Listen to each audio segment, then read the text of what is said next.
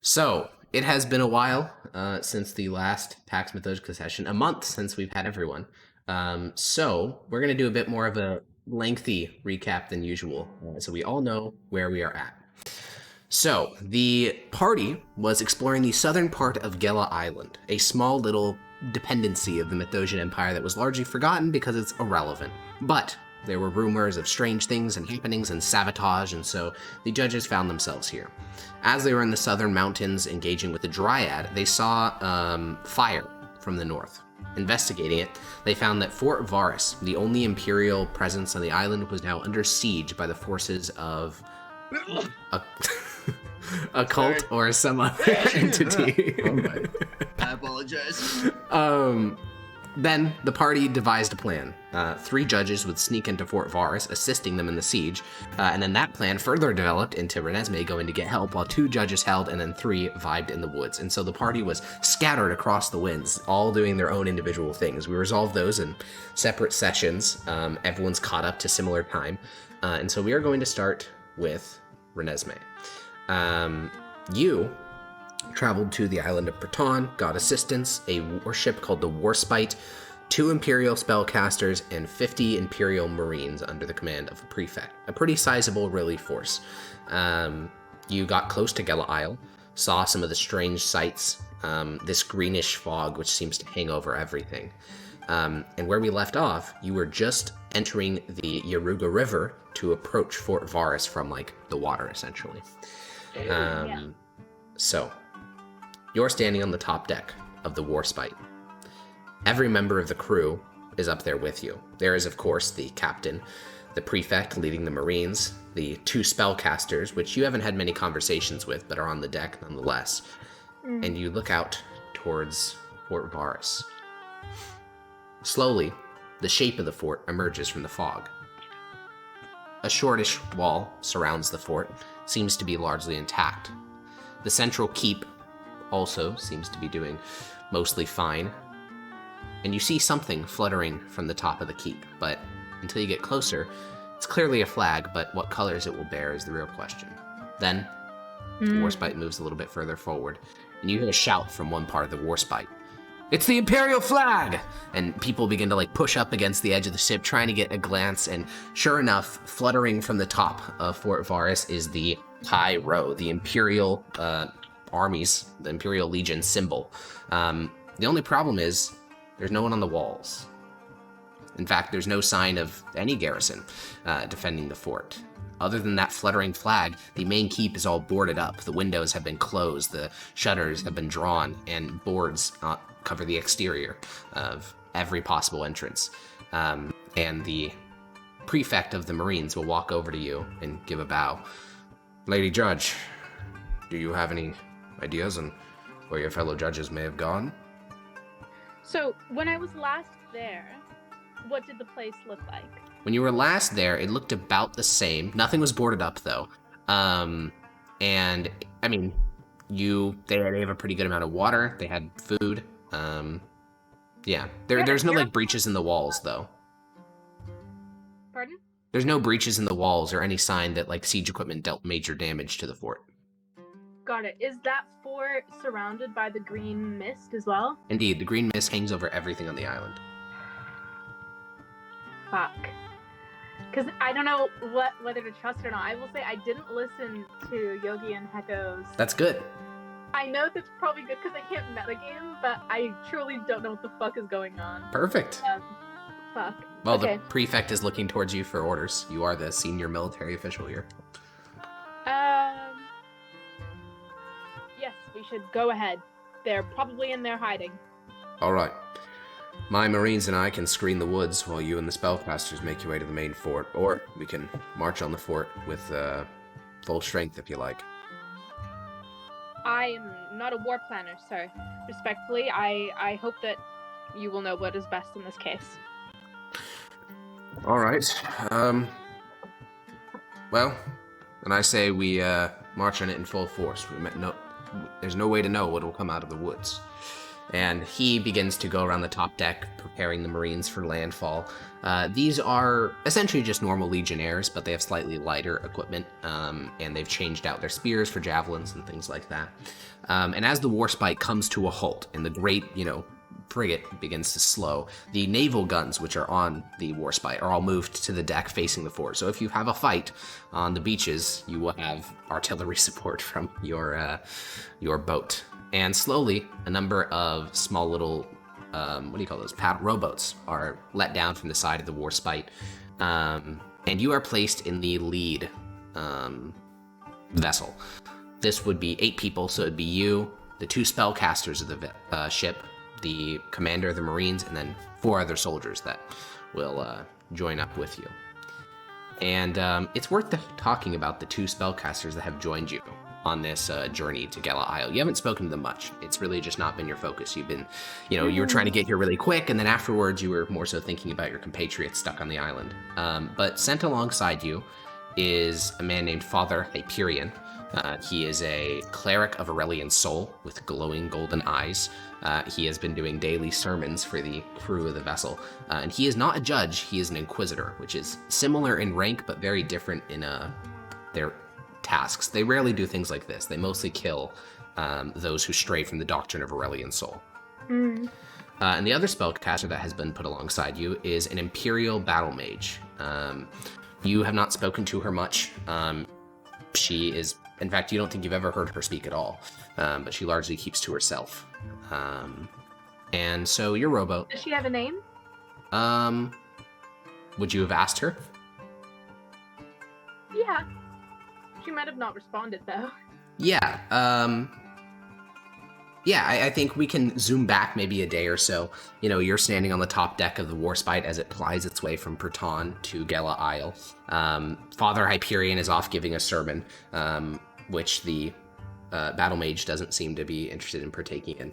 And you're near the front of the vessel, so it's basically just the 2 of you, and you can approach her, ask her name. Dota, how would you communicate that?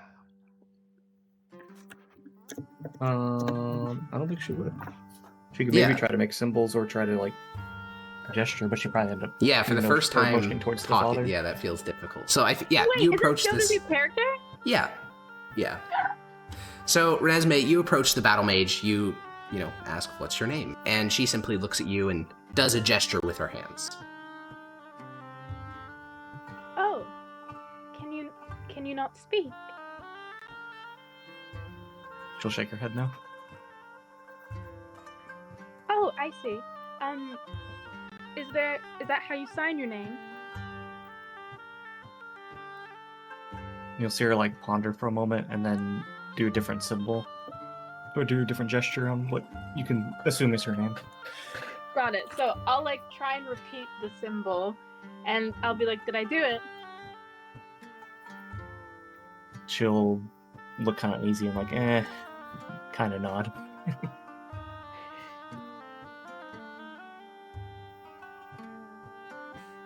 And to use that name. Yeah, further communication will be exceedingly difficult. There is such a thing as Imperial Sign Language, but you certainly do not speak it.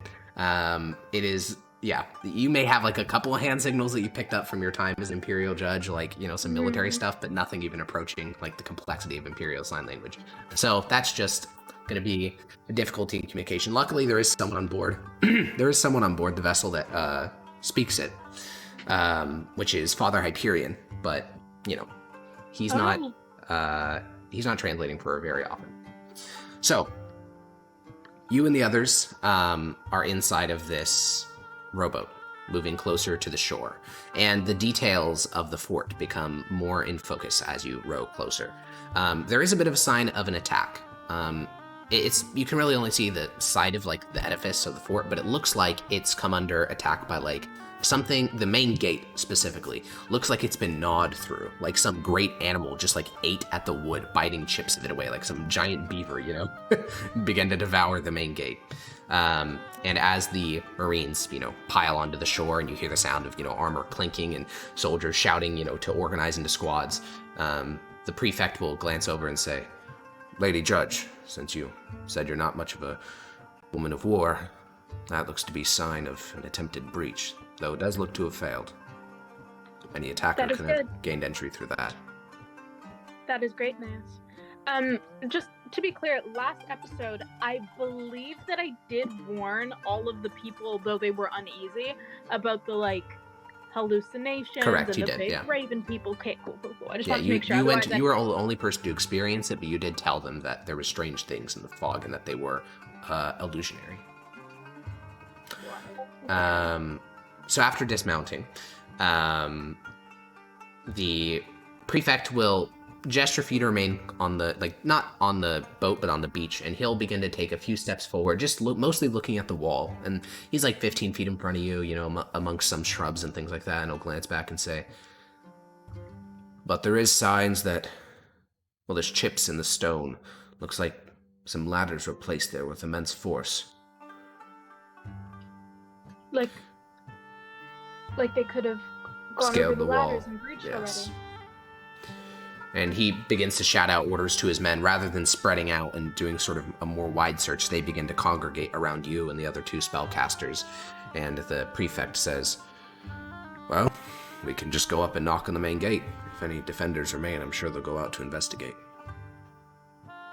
But why would the Imperial flag be flying if they've sieged? I'm not sure. Are we sure that it would be safe if we just knocked on the door? Would we be able to escape in time if we were met by, I don't know... You have 50 strong? Imperial Marines at your back. You'll be just fine, Lady Judge. I'm not just worried for myself, but you all too. Thank you, though. We should, then. Whatever you think is best. All right. You approach towards the main gate. And now that you're closer, you realize it's not quite a giant beaver. It must have been claws of something with an immense strength, essentially tearing its way through this gate. And it did get through the frontal gate. The outermost gate is essentially torn to shreds. But on the inside, there is a secondary backup gate, which remains totally intact. And I think as you go up and just sort of knock on the gate, just a little, knock, knock, we are going to cut to Severus and Zednius. So, the two of you have holed yourself up in the central keep of Fort Varus. When that fog came, you weren't sure what it would do. You thought maybe it was a cloud kill or something, so you attempted to essentially lock yourself up in the central keep. Doors have been boarded. Every entryway possible has wax or some other thing placed underneath the doorway to prevent any of the gases and vapors from getting inside. But Hetagal has told you it's technically not lethal, for him at least. So you've been holed up in this central keep, just waiting. 40 men and the family of the Quaestor all in this tiny space. Not for that long, though. In fact, you've only been in here for about 6 hours at this point. Some people have talked about maybe checking out the outside, but Constantine has shut down any discussion of that. He'll wait for orders from you guys, the two Imperial judges. And then, as you guys are lounging, Constantine approaches the two of you. He sort of leans down in a sort of whispering fashion and says, Lord's Judge, one of our men on the third floor, he reported hearing noises from outside, like shouts. Sorry. Bless you. Bless you, Peach. Thank you. So, Constantine looks towards... Has the gas been, like, leaking in the holes and stuff? No, you guys actually you saw it so far ahead that you were pretty easily able to, like, lock yourself in here. Okay. You're quite secure. And Do we think upstairs, have we seen upstairs? Is it like... Yeah, you guys can just go up the stairs with him. It's just that it's a triple tier structure, and you guys put most of the people on the ground floor because it's warm down there. But you can head up to the third floor. This would be where the Quaestor's office was. And sure enough, you hear muffled shouts coming from not the direction of the siege lines, but from the direction of the water. I'm going to, I don't know where he is, but I'm Hetagal squeezed his way back into the tower. Okay. He can squeeze his way out, though. Yeah, if he doesn't think it's toxic to him. No, he's fine in the fog. Okay, then yeah, Hedhagal will roll, climb down off your shoulder, squeeze himself through a crack. He's growing. You can tell, just because your connection is so deep. He doesn't like doing it as much as he used to. Back then, it was easy to. Okay. He was basically just a blob, but now he's like kind of a fully formed thing, and he's like forcing himself to be very small and squeeze through gaps. He can do it. He just doesn't like it.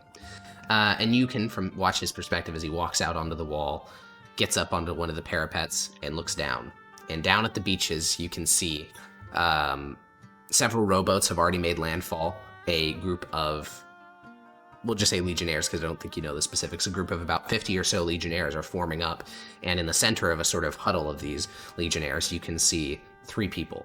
One of their eyes glows with a brilliant golden light. Another one is fiery red hair. And lastly, there is Renesmee. She seems to be talking to someone of pretty senior rank amongst the legionnaires. And the fog is super thick, or it's... It's not that thick between you and here. It's more thin Okay. down near the water's front. I'm gonna tell what was it, Cloister? Or... Quaestor. Quaestor is like the civilian leader, Constantine. Okay. He leads the garrison. I'm gonna tell him, now don't get your hopes up, but I think this might be our reinforcements. Severus, let's go take a look. The Quaestor says, but if you open one of the entrances with a fog, not to come inside. It might be hallucinations or illusions. Be careful. Okay.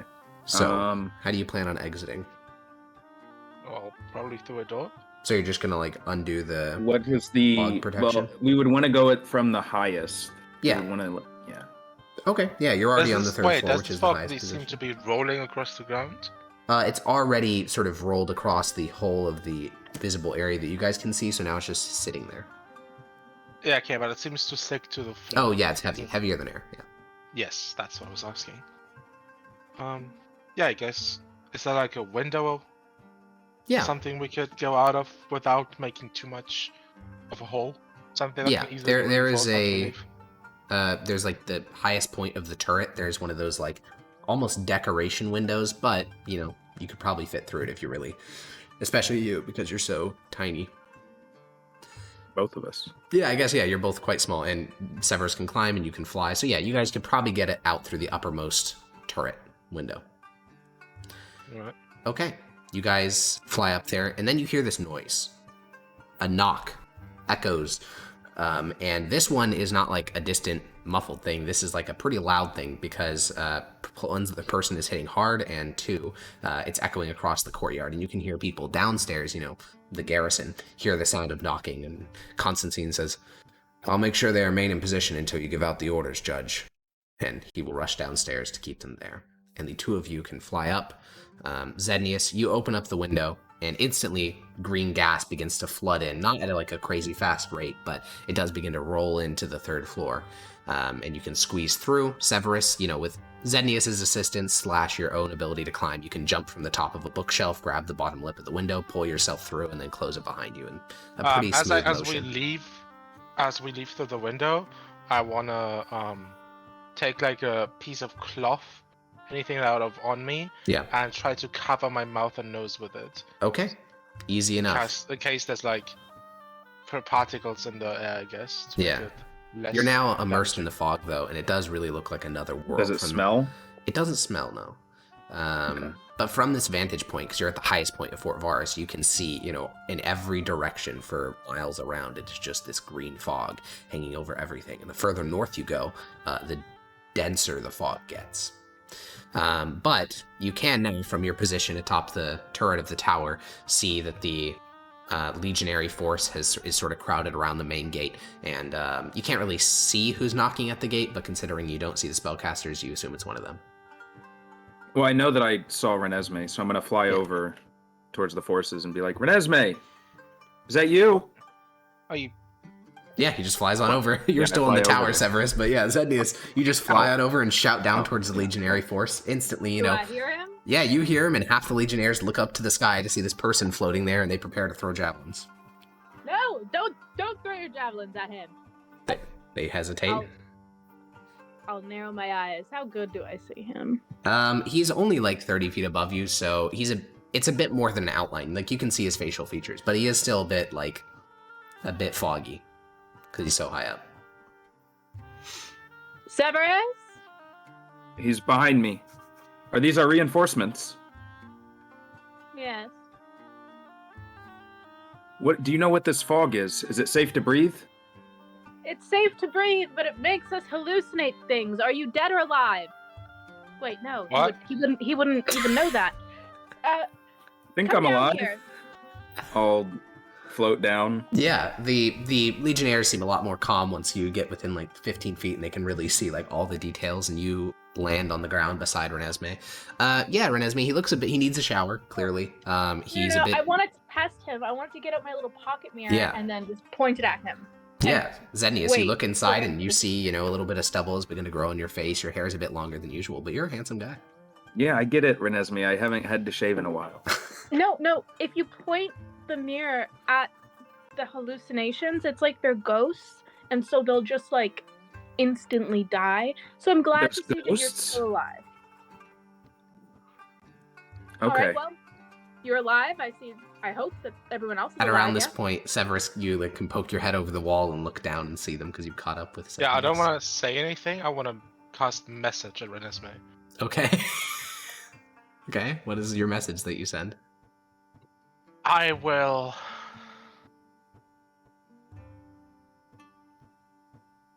I'll ask her. What food should he never ever give Mickey because he hates it? Am I allowed to respond with Yeah, message? you or hear can this you- message in your head, a voice in your head. I believe it was carrots and apples. Well, this one's a fake. I was looking for onions or sugar cubes. No, he likes sugar. Well, cubes. Severus, No, you've sugar received the cubes. answer, and you're looking down, and Renesmee just sort of looking around, being like, where the fuck did that voice come from? I understand that it's probably Severus, but I don't remember exactly. I don't fucking know. I'm not allowed to feed him anything. But there was Yeah. that one time that he didn't let me feed him. You just Carrots failed and the onions. capture. Nice. You failed the capture. Well, now that she's failed the capture, what do you do, Severus? Is it crossbow time? I'll have a crossbow. Oh, short bow time? I do have a short bow. I'm gonna pull my dagger and I'm gonna. Wait. I can see her, right? Yeah, you're up on the wall looking down at this legionary, reinforcement group. Sednius is talking to Renesmee. What's she carrying? She's carrying her equipment. I mean, it's basically the same stuff she had when she left. I want to try to steal something from her. What, you're gonna... How? You're just gonna, there's like 50 people here. You're just gonna, climb down the wall and just try to yoink something? No, I want to use my mage hand that's invisible to be doing something off of her. Le jour de main, I understand. All right. Yeah, do a sleight of hand check. Right.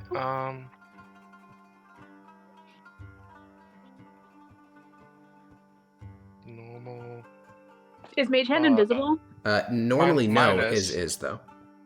Ah, got it. Yeah. Sleight of hand. All right. 16. With the 16, you were able to. What are you trying to grab? Just like an easy Just to grab something thing? it's just something that, if possible, if I have the opportunity to choose, something that's unique to Renesmee, not just like a generic, Yeah, sure. I don't know, bottle or something. But something that Um, seems it's just more unique to her. Yeah, to you check are it. able to Okay. recover from her satchel. You're able to recover a book on star theory and geomancy. It seems to be ruined via water damage, but you do distinctly recall her, taking Wait, that. do I from not the- see a book just fly out of my satchel? I Yeah, the think book that- doesn't become invisible. Yeah, the book does not become invisible. So as you're in the middle of talking to Zednius, and you ask him like, "Oh, how are the others?" You feel you don't feel it, but you do see out of the corner of your eye a book move, and Father Hyperion, the Inquisitor, his eyes begin to glow, and he is going to cast what's that spell? It's the Power kill? cleric cantrip. No, it's the cleric cantrip that does damage. Draw your daggers! There's an attacker! Sacred Flame. So he calls down Sacred Flame, and the book instantly combusts into, radiant light that echoes across, and Legionnaires begin to raise their javelins, they all prepare for an attack. Severus? Okay, I just saw a sacred flame. What did the sacred flame look like? It looked like a golden fist punching the book. And I'm very familiar with the Church of Orion Soul. That's Of like course. unmistakably something that shows his sign, right? Of course, yes. In that case, I'll make myself known and just shout on. I'm sorry, I didn't mean to startle you. Just wanted to check if you're really you. All the eyes of the 50 assembled people look up towards the wall and see Severus. What the fuck were you thinking? You couldn't have asked me more questions? Well, you failed the first one. I'm sorry, I don't remember what that goddamn horse likes to eat, okay? It wasn't about what you actually like to eat. It was more about, like, you remembering stuff you've been told. But I guess someone with a shit memory could fail that one as well, if they don't pay Yeah, you attention to think? specific things. We should, like, Well, establish what code words happened? or something. So we can make sure we're, us. Yes, are we safe out here? I think so. That's comforting. The forces How retreated. far is it down from me? It's like a 20-foot drop, but you can easily climb down the wall. This is the section that was try to- hit during the attack, so it's like not Yeah, I'll very try to smooth. slide it down. Yeah, The you don't mo- need to make an acrobatics, you're fine. The Raven Tyrant and his men left, or the Raven Tyrant's men left right before the fog rolled in. So I think we're safe. I wonder why. Yeah, one of them. You guys don't. Zednius and Severus, you don't recognize him, but clearly some person of military rank. He approaches and says, "Do you know what direction they went? Me and my men could go after them." I'm guessing it was back the way they came, right? Was it north? I don't think you saw that. Now, Hetagal did go out and scout, but when he got there, he just saw them preparing camp, and then they went northward. But there is a river between them and like eventually they're gonna have to cross the Iruga, so you don't know exactly like where they did that crossing. No, we saw them vaguely go north, but we don't know really. And this was like 10 hours ago? Yeah, around there. Yeah, the military, whatever he is, gives a nod and says, "I see. And what about the city of Varuzia? Can the harbor there be used?" We haven't been able to check on it yet. Hmm. We were entirely encircled. Encircling ended just today, Lady Judge, when this fog appeared. if you're satisfied with the health of your compatriots, I could leave the 2 spellcasters here, and me and the rest of the Marines could go clear the city of Varuzia. It'd be good to take a tally of how many Imperial citizens were harmed. Yes, whatever you think is best, sir.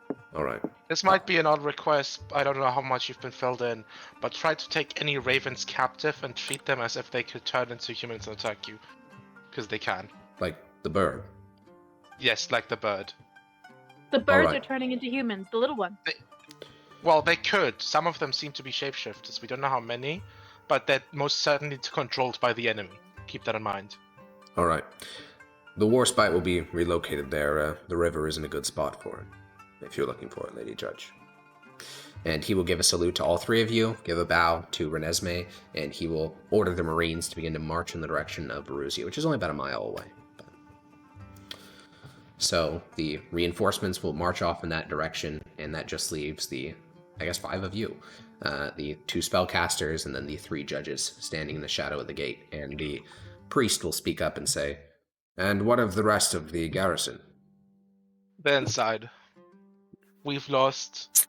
It's 2 men, men. right? We've lost 2 men? 3 men. Oh, 3? 2. Okay, yeah, we've lost 2 men of the garrison. How long And have they been I, dead for? Salt. The I believe I've died. It's been over a day. Yeah. Then you have no method of preserving their bodies. No. No. No. The father will nod and say, "Well, if the corpses are around, I can give them a proper burial." There's also not point in the direction the people were like tortured to death. Yeah, it's far enough that since the fog has rolled in, you can't see it, but you know somewhere out in that field is a bunch of very grim sights. They had imperial citizens, family members and loved ones of the friends and loved ones of the soldiers, torched them in front of us to make a surrender. They've The father been dead nods. for about a day. Hmm. No preservatives either.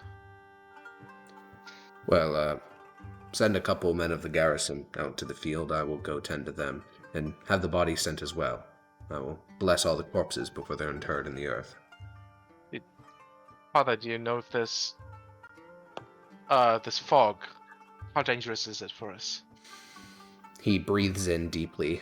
You can almost see the sort of green fog traveling up into his nose, and he shakes his head and says, "It is an evil fog. Desecrated." Do you know by what magics or otherwise that it came to be here? I could not say. That seems to be more the realm of an arcanist. I'm just wondering if, Renesmee said something about ghosts. I'm wondering if there's some necromancy involved. Check if those corpses don't come back alive. Well, And I hope that if their they souls do, can pass on to the next life. But if you're they more do, you are in good experienced hands. with that. I have killed a great many undead in my time. Thank you, Father Hyperion. Does Father Hyperion, does Have he I have heard like weapons, or is He more of has, he wears his Inquisitor's uniform, which is a red robe. Then he has a cloak of protection draped over his shoulders. He has a censer, which is a thing for burning incense in one hand, and a flail, which is covered in spikes and dried blood in the other hand. an Inquisitor robes? Are they robes, or is it like armor? It is armored robes. Armored robes. Got it. Yeah. Is it Inquisitors? I assume there's not that many, right? No, they are far less common than judges because there's not that much heresy in the Empire. Have I heard of Inquisitor Hyperion before? Roll a... Ooh, yeah, roll a history check. Let's see if you have. Because this guy seems fairly old, which means he's probably been doing the job for a while. Most He's certainly. proven himself to be quite not talented, but most certainly 23. Yeah, you have heard of him. He has a nickname, which is the Butcher of Gnossius, because Gnossius is one of the... It's where Xenius is from. It's one of the outlying cities of the Empire. It was relatively recent acquisition of the Empire. And so when the city was conquered, 100 years ago, there was no real mass conversion. People just sort of kept worshiping their local entities. And that continued until about 20 years ago, when the Department of Faith said, no, we're about done with this. And they sent in Inquisitors. And it was, the rumor has it that he killed almost 100 people a day for a full year until the city converted. But that seems like an excessive number. But he did successfully convert the entire city of Gnossius to worshiping Aurelian's soul. okay, so this guy is like a legend. Yeah, he took an entire pagan city and made them believers. I'm not gonna kneel, but I'm definitely gonna bow towards him and say it's an honor to meet you, Inquisitor. He simply gives a nod. I will go tend to the bodies of the faithful. And he will begin to walk over in the direction of the field. We need to get word back that this is our help. Yeah. And that the mist is Yes. fine. Yeah, you guys can head back to the keep. It will take a little bit of convincing. I mean, you guys know there's illusions in the fog, but with the two of you guys massaging them, the Quaestor and the Constantine will eventually tear down some of the wooden barriers and open up the gates, and the garrison will begin to actually stretch their legs and go get water and food from the warehouse. And during all of this, Renesmee, what are you up to? Zendius and Severus have been locked up with these people for a week, so they know some of them by name, and they'll be comforting them. But I wanna wait. Yeah. Quick thing. I wanna ask Zendius to now that the forces are gone, see if Pettigal can possibly find Lars and Maximus and the professor. Oh, I mean, we'd get there just Or at as least, fast as he would. Or at least ask the Inquisitor or the Marines he came with if they could send a scout. Yeah, a small Scouting group, party for them. because we know the general direction they were, and we told them which way to go. Yep. Yeah. So just send a scouting party that way. Okay. Then yeah, Renesmee, while the Marines are clearing out Verusia and the garrison is, stretching their legs and, getting food and water, what are you up to? Since I'm relatively satisfied that there's at least, while the fog is here, no harm, I'm gonna look around the immediate area to see if there are any animals that are from the fog. Does that make sense? Since the fog is kind of like a flashback of old times. Yeah. If there was like an old time animal. Yeah, so far you haven't seen anything that you can instantly clock as like an illusion. There's been no sounds of distant battle. Why that is, you're not so sure. The fog here is a lot less dense than it was on the portion of shore that you arrived last time, or that you swam over to, but it's hard to say. But no, you don't see any illusions in the immediate vicinity at the moment. Okay, I'll keep my eye out because the thing I'm curious about is not necessarily just the history, but more like the history of the land. Yeah. All right, then the garrison can empty out. The Quaestor will ask a lot of questions, primarily related to, who is his commander, but it's still you guys. No one in the reinforcements outranks a judge. So you, Severus, Zednius, the two of you guys are on one of the ramparts. The Quaestor is looking at you and he says, "That means the reinforcements arrived with a ship, correct?" I believe so. They said they docked at... You did say they docked at, like, Varusia, right? Yeah. Okay. Yeah, they're docked at Varusia. Then could me and my family leave? We're not soldiers. That's not my ship. You must, I don't think it's We going to be don't leaving know how anytime safe soon. Varusia is yet. It's true as And well. I don't know if the ship will be leaving anytime soon. You'd have to take that up with the Marines. All right, then. But consider for now that and with this new reinforcements, you are almost as safe as you could be anywhere in the Empire. That's what you say. Who knows if one of these apparitions will become real all of a sudden. I have a wife and daughter. I have no desire for them to be in this backwater island that's trying to kill us longer than they have to. Well, is the Inquisitor here with us in this room? No, he's out in the field putting We were bodies breaking to the news rest. to Yeah, everybody. so that I'll they're fine. say, we have a real hero of the wars here. He's Inquisitor Hyperion is a legend. The Quaestor doesn't recognize that name, nor does he look impressed, and he just shrugs and says, He's been said to have been one of the people who, in the War of Nausea, fought for an entire year, every day, killing hundreds. "You could bring every war hero of the Empire here, and I'd still want my family to get out." Of course, I'm just saying that for now, we're gonna have to... Well, you're going to have to be a little more patient, but trust that you are in the most capable hands the Empire could have sent. Fine. And over the next 30 minutes, a couple of tasks need to get done. The corpses of the two dead men will be brought from the sort of impromptu hospital out to the field. The 4 or 5 men that go to assist the Inquisitor in the burials are pretty... have pretty hollow expressions when they're done with it. It's very grim work. No one else other than Zednius and Severus saw it, but it was pretty fucking horrible what happened to those people. I would offer to help. Yeah, you can just head out to the muddy field and assist them in taking the bodies down from the wheels that they are broken upon and, trying to give them burial. Father Hyperion will burn incense over each of the bodies and speak a prayer to Aurelian soul and bless them before they're interned into a open grave. And I think around 40 minutes later, as, people are going to and fro, some people are tending to the fortress, Renesmee is looking for animals, a Marine will...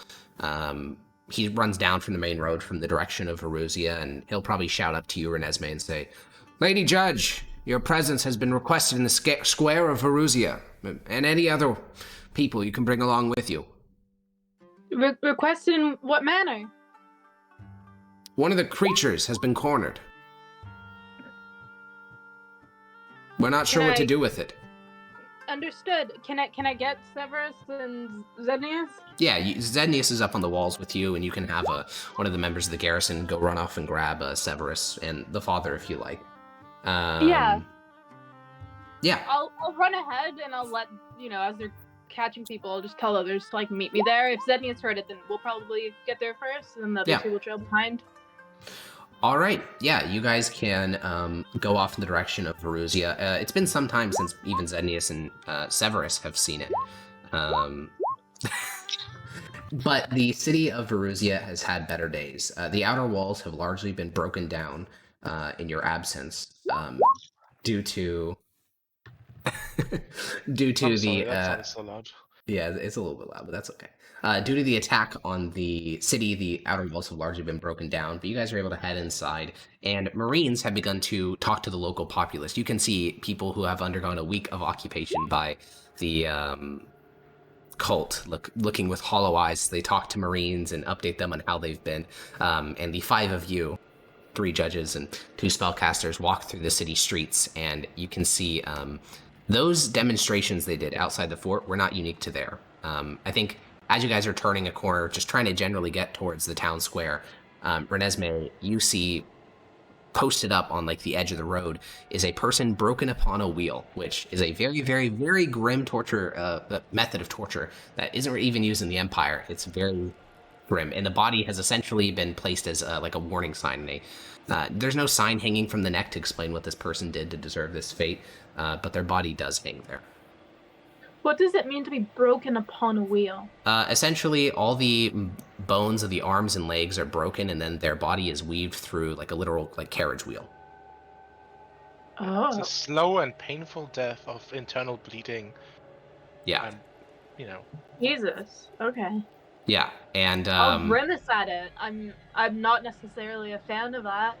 yeah, the father, you guys have something to do, so the father won't stop to do a full proceeding, but he will briefly go over to it and dust a bit of incense across the forehead before continuing along the path with you guys. And the 5 of you will approach the town square, and you hear the sound of like wood breaking and something thrashing about.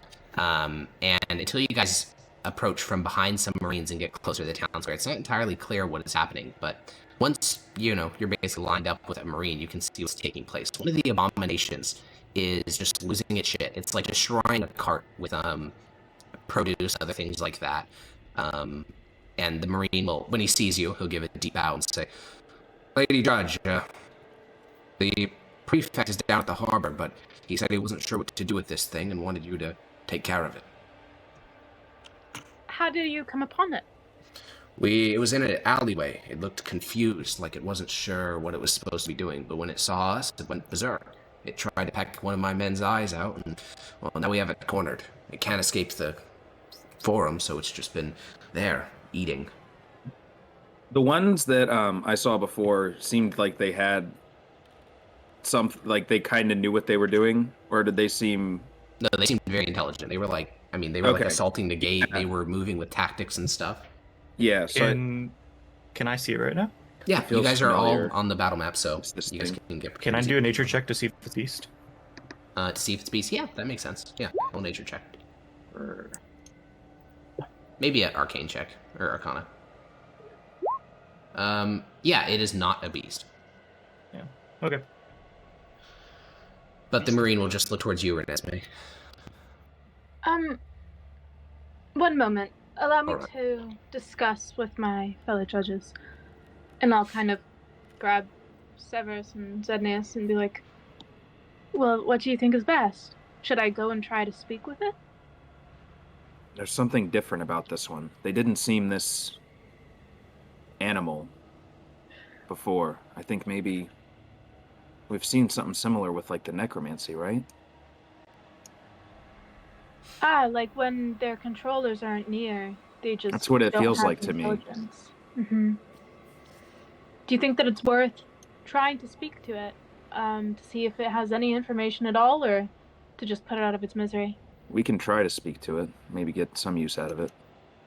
Now, if it's not a beast, Hargon, Yeah. then what does that mean? Is it a crow? Can I... A crow actually would be a beast. A beast is a category of creature. Typically, if it's not a beast, there's 2 categories it could fall in. It could be a monstrosity, which is like a magical construct, essentially.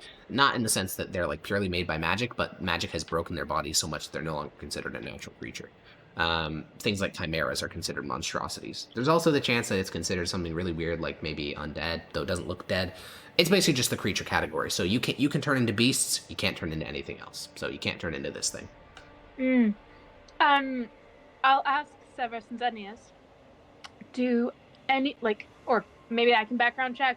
What language would it most likely be? That I would don't even speak know to how to. monstrosity? Yeah, I don't know how to answer. Monstrosities are generally like unintelligent, like wild animals, so they don't speak languages. Yeah. I have a question. So I'm guessing this fog is triggering like you're gonna blind yourself energy if I flash my eyes. So I'm not. Maybe. Yeah. I'm just not gonna test it because it causes hallucinations. And, Actually, I like, think yeah, you the tested this fog- last time. And you just got, it was so bright that you just had to like blink and you had spots in your eyes afterwards. Okay. I think you already I went guess through this I'll once. cast Speak with Animals, and I'll try my best. I'll try to speak to it in Crow, and then I'll Sure. just kind of filter through some. I don't know what the fucking other options are. Yeah, there's It a looks lot like of a crow. in general you can just speak with animals.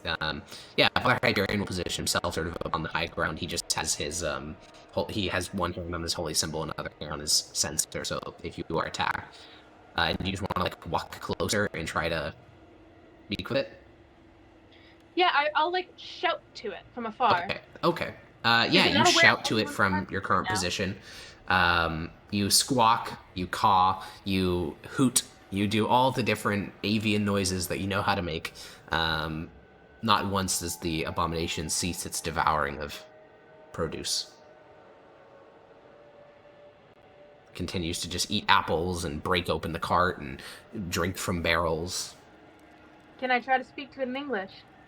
In Common, Mythdosian, I'll go through literally all the languages I know. what are all the I'm languages you know? going up here. Um. What language did I hear the humans speaking in the camp? You heard them speaking Gallon. Okay. None of us know I Gaelic. know. Common, Druidic, Druidic. Mythos, Symbol, and Tibrasian. Nope. There's no reaction to any of those languages, at least. In the reaction when we arrived, or No. He oh, I I, mean, thought they said it became hostile when it saw you. No, it became hostile when they first discovered it. It's just sitting in an alleyway, and then it came over here to eat things. One of the Marines will approach, after you go through all the languages, and you just sit there thinking, and it'll say, "Lady Judge, if you want, we can prepare to kill it." Yes, one moment. Does anyone here speak Gellin? The Father Hyperion shakes his head. I look to the soldiers, maybe some townspeople. The Marine will say, "I could go ask amongst the townsfolk. I'm sure plenty of them speak it." Yes, look for someone who appears brave. Not anyone shaking and trembling in fear. "Yes, Lady Judge." And he'll go run off. The Inquisitor just sort of rests his head against the banister and says, "Is this common practice for you judges attempting to communicate to beasts such as this?" It's just good to gather information if we can before slaying it. All right. Generally, yeah, that's what we try to do. Or some of us try to do. He nods. You guys wait there for another 5 or so minutes. The creature seems to have tired itself, and rather than continuing to destroy the stand, it sort of just goes underneath the tarp of the produce stand and just begins to lay down. It's a remarkably animalistic thing as it just sort of curls up underneath the tarp. And you guys eventually get the person you asked for. The Marine will come running back with a young man, maybe 18 or 19, basically a young man, and he will say in pretty broken mythos, "Lady, I serve." Yes. Try to speak to it. The crow. He glances over, seems to see the thing for the first time. He was probably told what it was in advance, but he still sort of looks a bit nervous. And he will muster up his courage, and he'll walk in front of you and then say something in the local language. Gellin doesn't sound anything even close to any of the languages you guys speak, so you don't get anything from it. But you notice the crow stands up. The man sort of staggers backwards, and the crow cocks its head. I'll look back to the soldier and be like, find me someone who can speak Gellin and mythos. Quickly. That may take a bit of time, Lady Judge. Wait, why do we need that? So that we can translate what he's saying in Gellin. Oh. I mean, let me think. anyone I have could comprehend just bypass this and just cast tongues if we don't think I need to use any spells. If today. I mean, that sounds like the correct way to do it then. Yeah, probably. Okay, yeah, the young man will be thanked, and then the Marine will send away. And you can cast tongues, Zednius. And the crow abomination has been doing this sort of like clicking thing. It's just been making crow noises like squawking and clicking. And when you cast tongues, I think you can understand languages as well, right? It's not just speak it. It's not just speak it. I can understand any spoken language I hear. Okay, And- then you will begin to hear coming from the crow. Where am I? I don't recognize this place. Who are all of you? I'm gonna. Oh, it's looking at us. It's Okay. currently looking. Oh, it was looking at the young man who ran away, but after that, I suppose it's like looking at Renesmee with a cocked head. I'm gonna tell them I can understand it. He seems lost, and I'm gonna approach a little bit. That's a lot of questions. What? And she posting stuff in chat. Yeah, Oh my in the Roll20, she posted all of her questions. Okay. First, I'm gonna ask it. Before I read the questions, I had a question. I'm just gonna ask it. When's the last time you saw them? Yeah, when it hears you speak, its whole demeanor changes. Gellin sort of intrigued it. Whatever language is coming out of your mouth, which the others will later be able to tell you is something they've never heard of before, it will begin to walk closer to you. Don't get too close. It gets closer. Stay right there. It stops. Where am I? No one can understand me. I understand you. The crow, it's weird. Crows are not humans, so interpreting what their facial expressions are trying to convey is very difficult. But you see one of the eyes, one of the 6 eyes of the creature begins to grow a bit watery. And the creature says, "That's good. You can take me home then."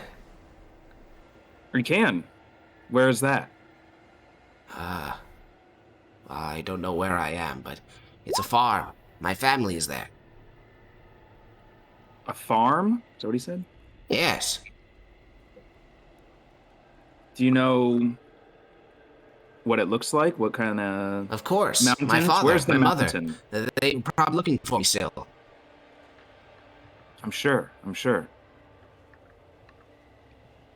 I don't know how to.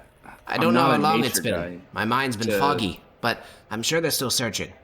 Yeah. Well, I know that with a giant like mountain, you can kind of tell where things are based on where the mountain is, right? Mm-hmm. There's 2 So mountains. fucking- There's the small one in the south, and then the huge range in the north. What What is if- the mountain? Okay, you can ask Peach because I'm still trying to figure Sorry, out the question. I'm just like thinking out loud. What if the fog somehow like intercepts the communication between the like main, think of like radio, right? There's like the tower and then all of the little radios that are getting the message. What if it like intercepts the ability for the like Raven Tyrant or whatever to send those messages? This crow just couldn't get out in time, and now the messages are being intercepted, and thus it's confused as to where it is. It's not able to communicate out. It's not able to get communications in. Yeah. Potentially. Maybe. When I killed or when Severus killed it and I sucked its soul, it was a human, right? The soul? The mongrel. It was a mongrel soul. It was not. So no. So you're talking about when you killed a mongrel, like when you were in the weird Yeah. like Gary's Mod like out of bounds area. You're talking about that one. Yeah, that was a human. Okay, so the I mongrel was a think human. we've got a good hunch that these things used to be human. I don't. Okay. Well, Does I that mean, these make us different from the abominations mongrels were as well, not present in the thing we found, the dimension we found. True. No, It might but I be think entirely that different. they've probably got some way of like turning them into these kind of beasts, and then have different ones for different purposes. Or is my maybe they're idea. turning crows into these beasts. Who knows? This thing Well, sort of then just slouches on the ground, just looking at you, Zenius. Just go Okay. through my list of questions. Yeah, I'm and just if gonna- you're lost, I have a whole list for you. Yeah. We're working down a checklist. Were you with that group that was attacking that castle? What do you mean? What castle? It was called. What was the castle we were at called? Fort Varus? Fort Varus. Yeah, the crow Yeah, just okay. it does the very human Yes, like no. expression of just shaking its head. It says, "No. No, the last thing I remember was, the tithe. What kind of tithe? They needed servants for the Overlord. What's your name? Barry. Is Perry a Mithdosian name? No, not at all. Okay. Which Overlord are you talking about? He sort of looks around, almost like he's not supposed to say it. Says, well, the Raven Tyrant. Hmm.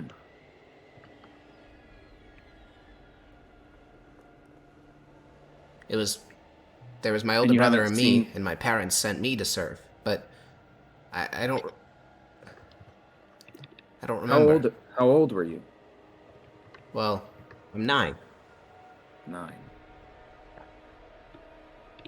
One of the buboes on like the back of the creature sort of pulses a little bit, just to remind the horrific creature that this is. It's 9 foot at shoulder, a colossal thing, with great raking talons that you've seen tear through wood like it's nothing. A beak so sharp it could pierce metal. And he's just sort of talking. He doesn't seem to be aware of what he is. I'm going to... This is dangerous. I'm going to pull out my mirror. Oh no. Yeah, do you show it to the creature? I look at Renesmee and to give me, like, approval. Hold on. Let me... Wait, are you translating this whole conversation? That's what I was thinking. I'm going to tell her that I think that he was a boy and then he was turned into Beta this. boy? But I don't think he knows what he is. The Inquisitor will speak up. Oh, If he was once a human, we should kill him, put out of his misery, so he can go to the Tranquiline Halls. yes, once we're done investigating. Zenius, is it possible to ask him what he looks like? Like, just ask him to describe himself, his mom, Yeah, his that's dad. a good idea. Can you describe your parents for me? Yes, my father he's tall. He sort of looks around and gestures sort of at you. A bit taller than you. He's broad, brown hair, green eyes. My mother, she's, sort of like her. And he gestures with his beak towards Renesmee. Her hair is strange, though, and not the ears. The fog's kind of thick. I can't tell. What color is your hair? Oh, well, my hair's brown. Okay, yeah, I'm gonna turn back to Renesmee. He has no idea what he looks like. He's describing humans. Wait, are you saying this like loud so that he can hear you? I think that with tongues, I'm pretty sure you have the ability to I don't know if I can. I thought with tongues everybody just understands you no matter what. Oh, That's yeah, true, it I absolutely think is so. what it is. Yeah. Okay, well then I would. Yeah, you can. You That's fine. hear. You would know how the spell works. Yeah. Yeah. Yeah. You can whisper Like, it to you're not Renesmee. like telling him he's unaware. Yeah, you whisper to Renesmee. He's I'm unaware. going to, like, drop and be like, how old is this man? He's 9 years old when this happened. The crow, since it can hear you, the crow will speak up and say, "I'm turning 10 soon." He's just asking about his parents. Wants us to take him home. Father. The Inquisitor will sort of hoist his flail and say, "Even asking questions of this creature feels inhumane." Father, is there anything that we can do to undo this curse? He kind of chuckles, and then he realizes you're serious, and he says, No. I'm not sure what has happened to this thing, but it is well outside of the blessings of Aurelian's soul. A mutant such as this has no fate except for death. He is a child. He is 9 years old, and someone evil. He doesn't turned know him what's into this. happening to him. Yeah. We, of course, cannot let him continue to exist like this, but please, when we are done, show him the mercy that you would show a 9-year-old child. He shrugs. Father, If you'd I do like not to- think he will die easily. If you'd like to, I could do it. If you can do it cleanly. Well, can you, Severus? I wouldn't be painless. I think you'd need an incredibly enormous blow to kill something as big as this painlessly. But I can make it as quick as possible. Zednius, the crow abomination, you're the only one that can understand it, but it'll say, Mm-hmm. "What are they talking about? And why do you all speak that strange language?" You're very far from home, Perry. We don't speak that language, most of us. Where am I? I'm gonna call it the Mithdosian name for this island, because I'm assuming he has a different name for it. Yeah, you can just call it Gela Isle. That is the Mithdosian name, and Oh, he doesn't okay. recognize it.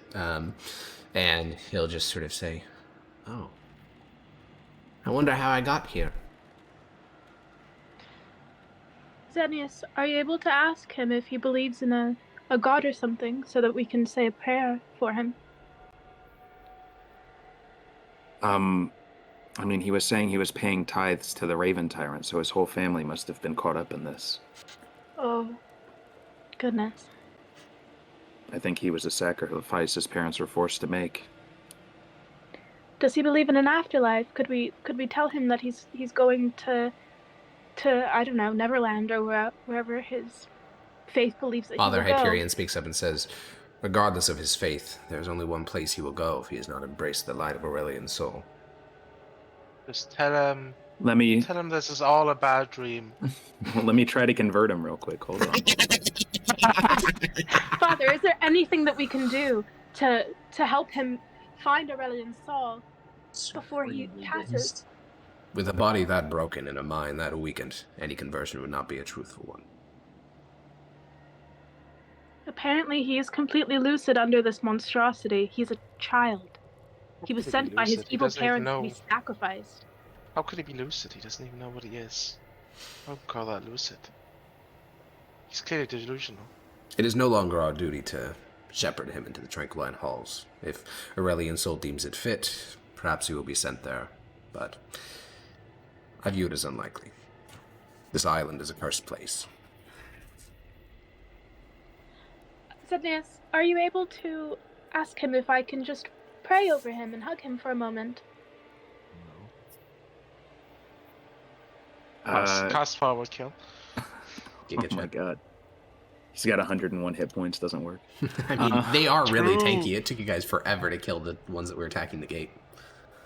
Yeah, I'm gonna say, my friend here is gonna say a prayer with you, hoping we can help you. Yeah, doesn't he mean to harm just you. sort of, like, again, it's hard to translate the expressions exactly, but it seems something along the lines of, like, okay, like, sure, I guess. But he doesn't say anything, he just sort of nods. I'll approach him carefully Yeah. and I will gently put my hand on his head and I will begin to pray for him. Yeah, the creature is Almighty- disgusting. It smells horribly. Its feathers are not like nice little raven feathers, they're oily. Many of its eyes are quite literally sewn shut by pestilence that has spread through them. Blood vessels spread through the eyes that can actually see. This thing, it almost as if the body is breaking down in real time. But you can push through all of that if you want. Okay, I will. And I'll put my hand over his head and I will say, Almighty Aurelian Sol, God of the Pantheon, we come before you with heavy hearts, asking for your mercy and comfort for this child who is about to pass from this world. We pray that you wrap this child in your loving embrace and guide them into the light of your halls, where they may find eternal peace and rest in your divine presence. Please grant this child your strength and courage to face this final journey, and ease any pain or suffering that they are experiencing. We also ask that you bless this child's loved ones with your grace and comfort during this difficult time, and give them the strength to carry on with the memory of their loved one in their hearts. Almighty Aurelian Sol, we trust in your infinite wisdom and love, and we humbly ask for your blessings upon this child and their family. Amen. Yeah, the father will also, speak up and say, "Well spoken, Lady Judge." I will nod and I will ask them, is there anything else that we need to do, or may we find the most peaceful and gracious way of... All that is left now is to Assistance. give him Aurelian Soul's blessing of death. May we? Yeah, the father will walk over to you, Severus, and say, "You said you had a quick way of doing it. Mine involves great suffering. Mine involves a quick severing of its main artery, hoping it's... I think bleeding out is about the quickest we can do here. Is there any way to put it to sleep somehow? Perhaps you wish to sing the beast a lullaby. If it truly A is a fire boy, it rule. should work. Tug on Oh, the guy's Wait. shoulder whenever she mentioned sleep. Yeah, Hyperion will, glance up towards you and say, Fiery, can you do something here? Mary? She will sign that she can put him to sleep. Father Hyperion will nod. The battle mage indicates that she can assist here by putting the thing to sleep. Are you certain? It looks rather robust. She'll look a little uneasy and say, might be too big. The father will nod. Well, we can try it. if not, I can try to sing the child a lullaby, but I presume that magic will be more surefire. All right, then you should likely back away from the creature. And, well, I don't know what you want to say, Lord Judge. He'll gesture towards you, Zedius. But, well, try to indicate that we're here to help it. Of course. It's sleeping and we're gonna usher it back to its parents. Yeah. Oh no. I'm gonna say like, all right, Perry. We're gonna give you a little blessing, and then put you to sleep. And by the time you wake up, you'll be right back with your parents. All right? You would do that? Of course. Thank you. I just don't remember how long it's been. I hope they recognize me. I think they will. Yeah, you can back away, Renesmee. And Dota, you are up casting sleep to, what is it, 4th level? 3rd level? Yeah, it's 11d8. Jesus, okay, yeah. Roll 11d8. Let's see if you can it's get not above the enough. HP of It's the not creature. gonna be enough. It depends. I mean, these things are very tanky, but 11d8's a lot of numbers. That's a really It's a bad fucking roll. awful roll.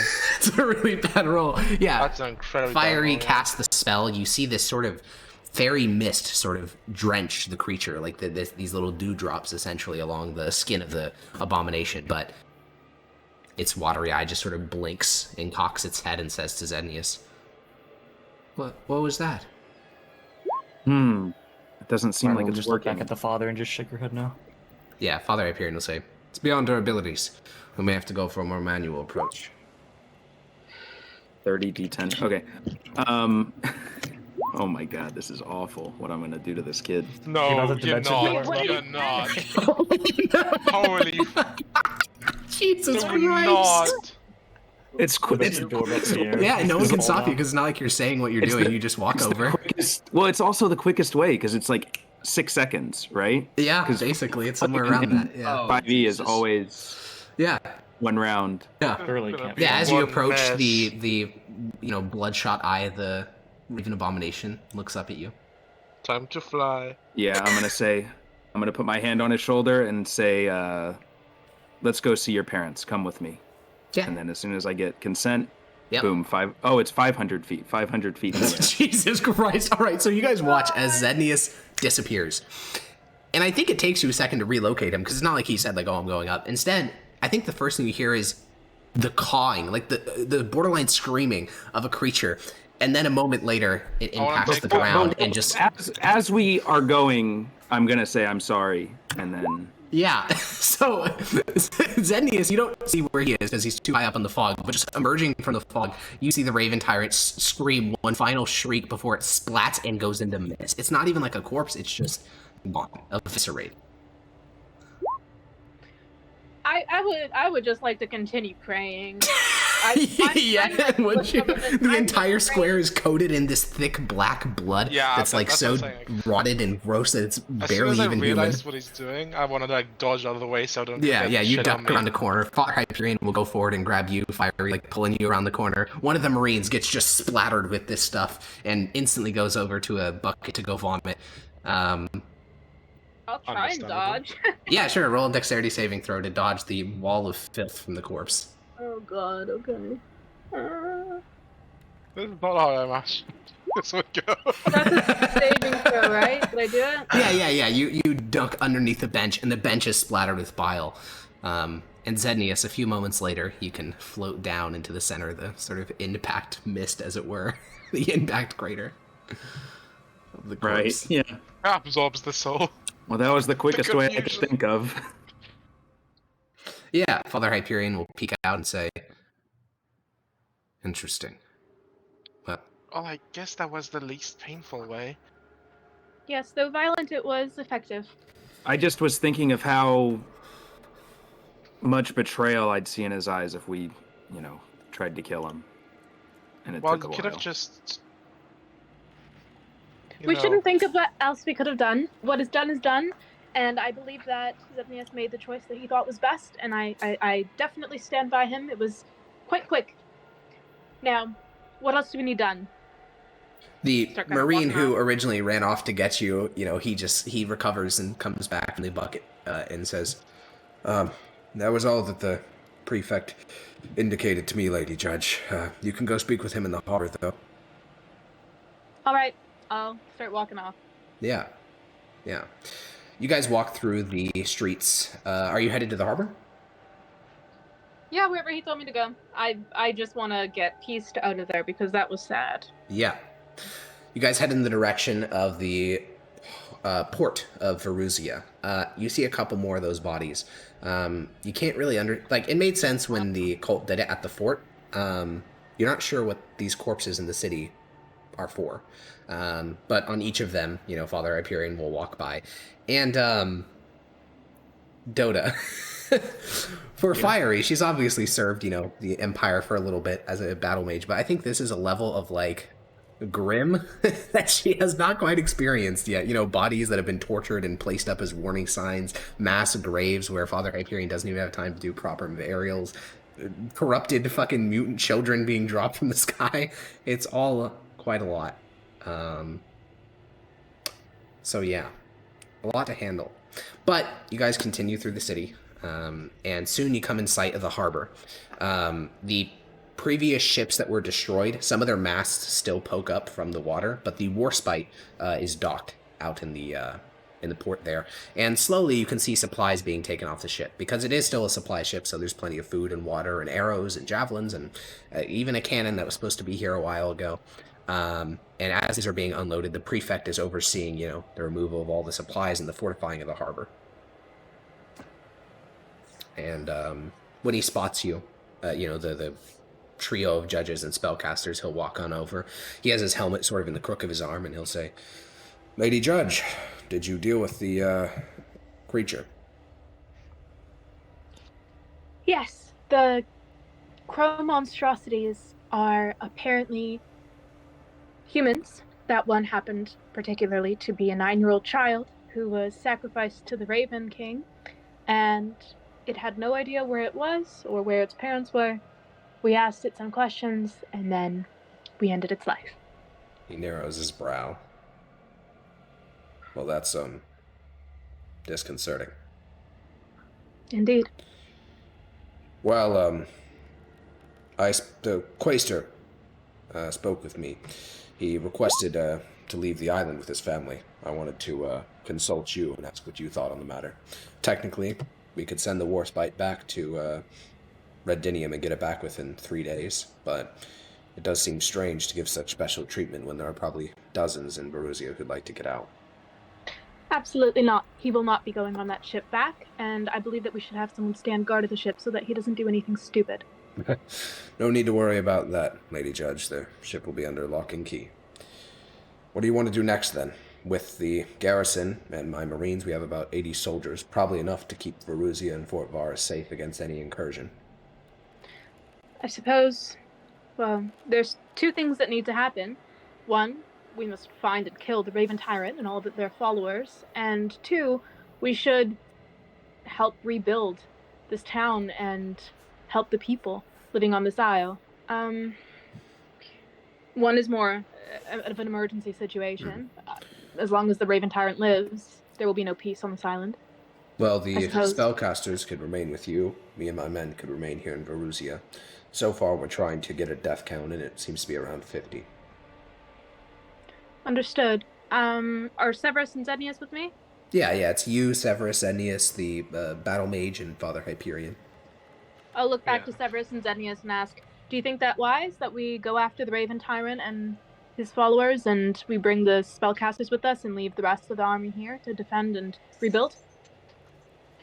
You notice that Severus is kind of like absently staring to space while not even rubbing his like left wrist, but like just scratching it to the point where it's like probably like bloody. Severus?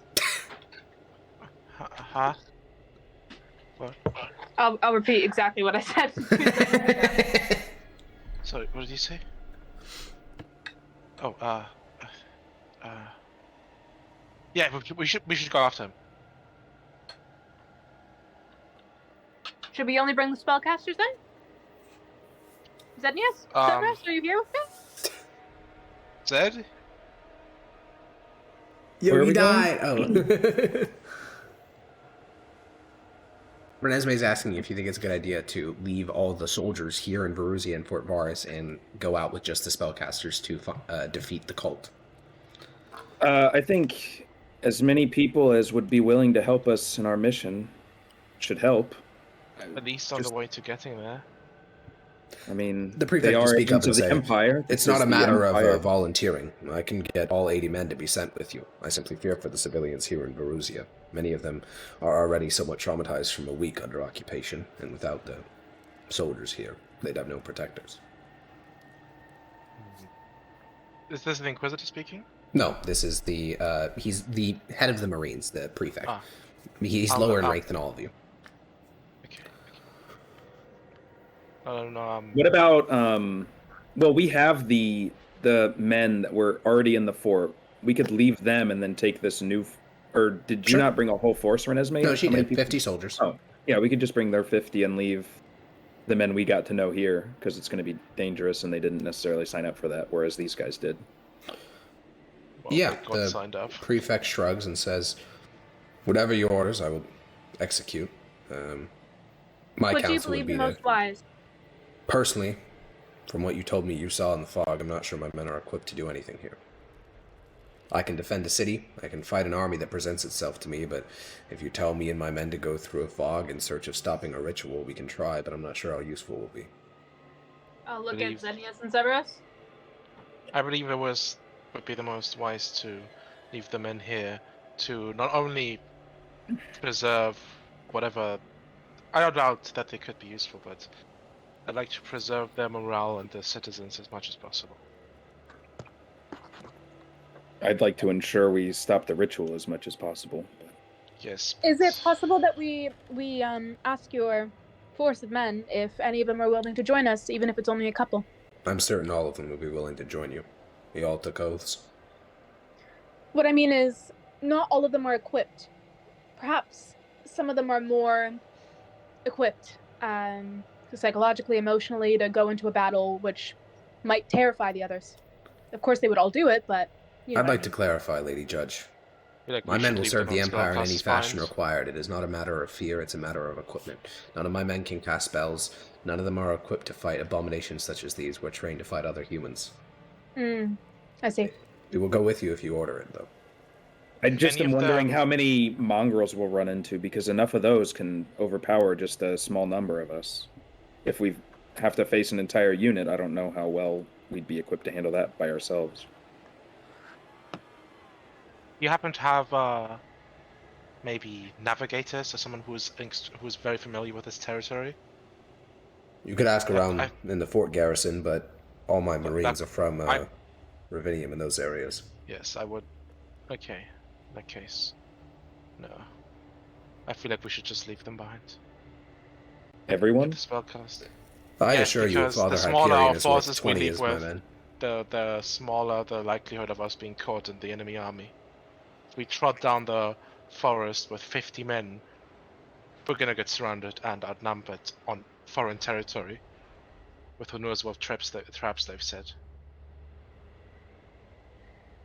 I'm impartial. I think that manpower can be beneficial, but I also think it could be burdensome. I'm not a war planner, and I don't think any of us know what we're in for. If Yeah. he believes that his men aren't well equipped to deal with the kind of threat that we're facing. I think that he would know better than anyone else. We might regret it, but we might regret bringing them.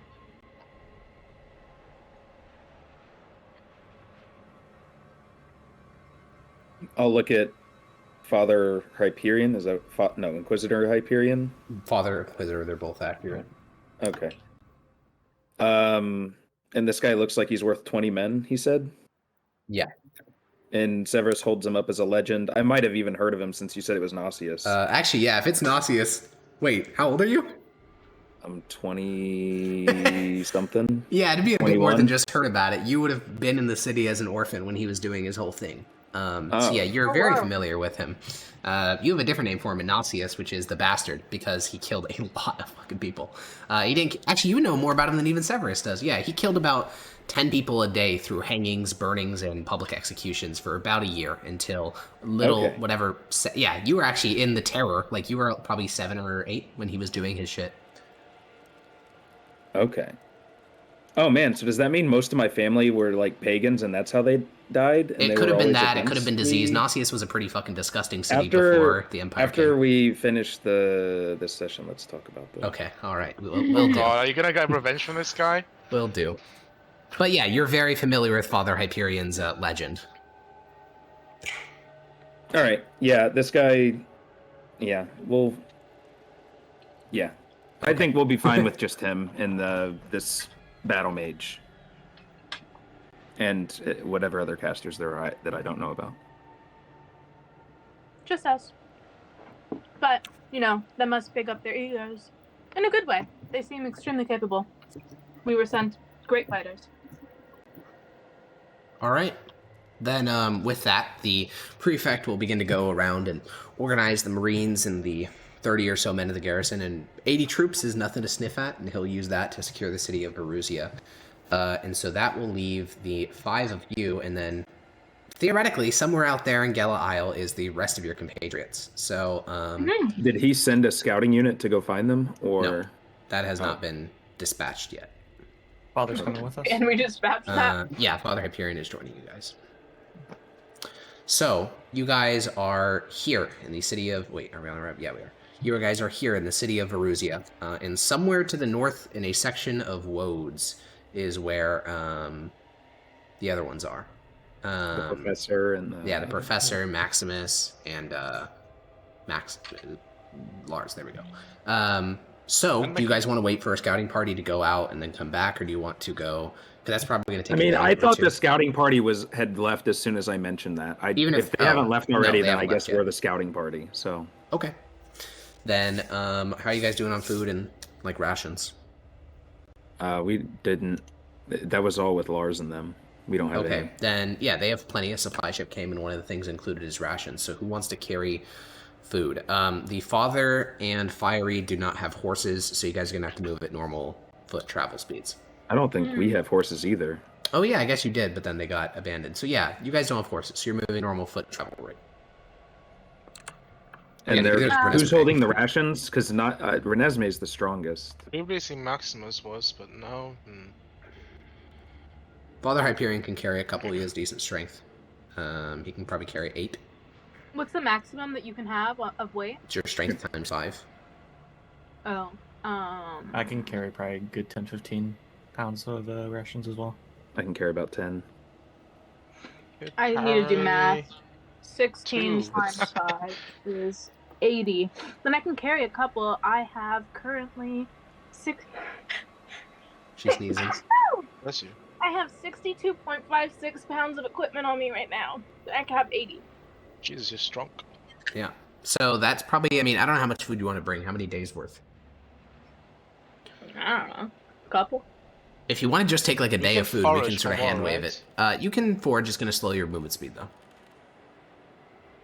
Well, how much can we bring? How much can we take? If How much does we're the ration weigh okay, again? yeah, that weighs 2 pounds each, so we're 20 pounds on Peach, 10 pounds on the Father, so that gets us to 15. So that's 3 days for the 5 of us. Yeah, I think I that's can also probably take fine. 15 pounds if need be. on Fire. Yo, Zed, could you carry Yeah. my gala copper?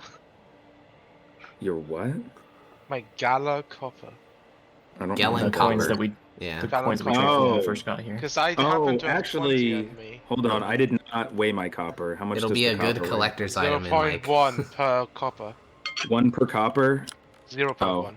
0. I was gonna say I'm Yeah, one would way be over insane. then. 1 pound of that's just like a copper ingot. Yeah. Wild and not here. How much?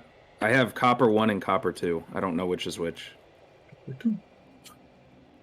I don't know. Okay.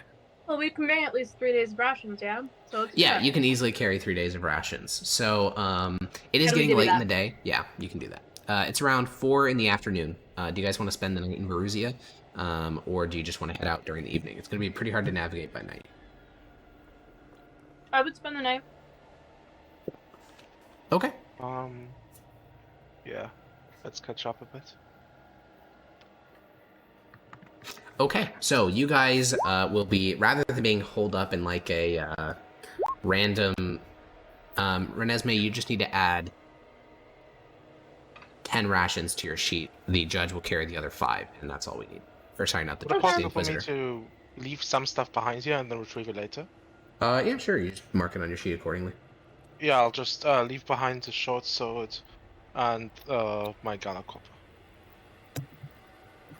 Okay. Yep. Easy enough. You guys will be put up in a fine establishment. There is a former nobleman's house that is now empty because the nobleman was taken away by the cult. So you guys can stay there. There is no servants or anything, so you guys will have to make yourselves dinner. You'll notice that the Father Hyperion speaks pretty frequently to Fiery, just off in the corner as the evening draws to a close. And I mean, since he's the only one who can communicate with her, it makes sense that they talk so much. Can I And try to speak to him about it? yeah, he's over near like a crackling fireplace, just sort of talking to her in muffled tones, and you can walk over and he'll sort of straighten his posture and look over to you. Hi. I was trying to speak to, and I'll do a hand motion, the hand motion that she taught me. Yeah, it's like shaking your fingers to indicate like almost like a flame, like a burning flame. I was talking to, I'll do it, earlier, and she said that was her name, but I believe I heard you calling her Fiery. Is that her spoken name? Wait, does Father call me Grania or Fiery? No, he would probably, he would have been saying Grania. Yeah. Yeah, he'll just shrug and say, it's a somewhat complicated situation. Am I intruding by asking? No, my name is Grania Antisia Gaius Fabricio. Kind of like scowl and look over at him like... Yeah, and he'll scowl back at you and say, she has some cultural apprehensions, but that is her imperial name. And has she always been able to sign and not able to speak, or was this a recent development? As long as I know her, she has not been able to speak. Likely something to do with her vocal cords. I'm not sure if you've had a physician look at it, but What does I'll she look over at- understand? she understands Mythos, Common, any language you could speak. Any language? Yeah, I'm Most gonna say common something in languages of the Frumentari. Empire. Yeah, you speak in Frumentari, and obviously she can't understand it. She pretends not to understand. Yes, of course. True. Yeah, actually true. Big She just and blinks at sad. you. Yeah. She's thinking Morse code. Yeah, she wears a green robe. How did you guys meet? The father will say, well, she was assigned to my care. When she was a child. And No. I'll look at her kind of. I'm gonna try and be as polite as possible and like look at her when I'm asking and stuff. How old is Oh, she? when she was assigned to your care as an adult. She's young. She is much younger than most other mages you've met. It's hard to say exactly. It's not like you have like a fucking label above her head that says how old she is, but she's old. Like she's probably 17, 18, 19, somewhere in there, young adult. Does she have a spell book from what I can see? I don't think so, right, Donna? You have yeah. a book of lore on here. Yeah, it's a book of lore. She does have a component pouch though. Oh, right, that's what it was. Yeah, Yeah, I'm that's just cool. trying to figure out if she's a wizard or not. Doesn't look like it, though. She does have a Imperial Wizard robes, which means she's some sort of spellcaster, obviously. Yeah, but like sorcerer or wizard is Yeah, and when she cast a spell, she didn't have to like pull out a book. Wait. How does that work with vocal components? That's a good question. It has been worked around though. Yeah, I assume so. That's just like me thinking out loud. Yeah, it's a fair question. But yeah, the judge will say, "No, I have not known her since she was a child.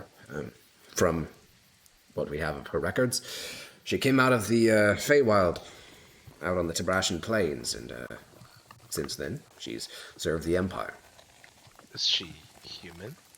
as far as I can Came tell. out of the Feywild. She bleeds red blood. Grania, you were in the Feywild. Kind of like Well, looking look down at the her. way and like not really sure about the conversation.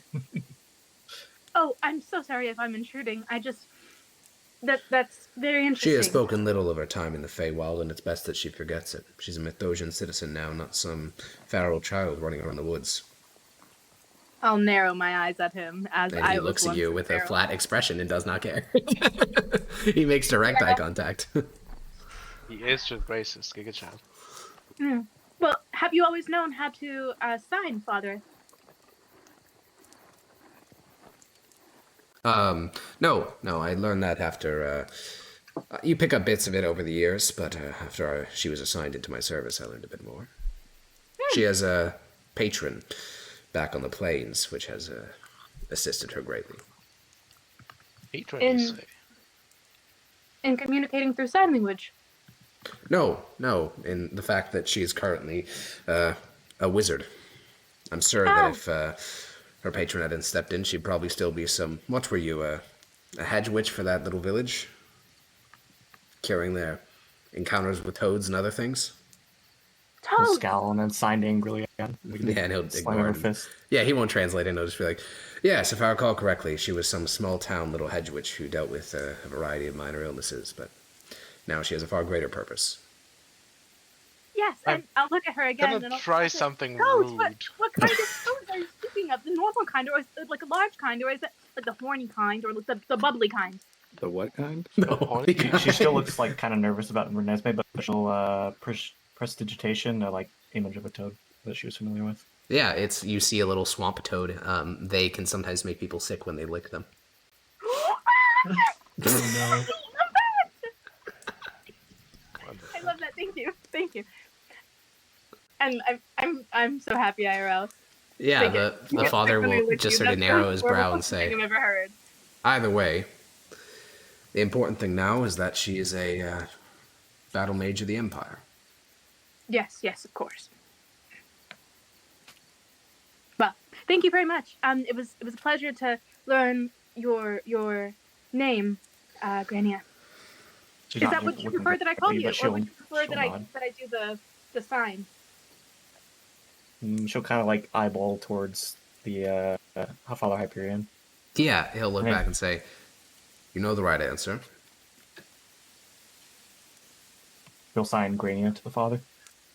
She prefers to go by Grania. Okay, Um, sorry. what kind of magic does she specialize in?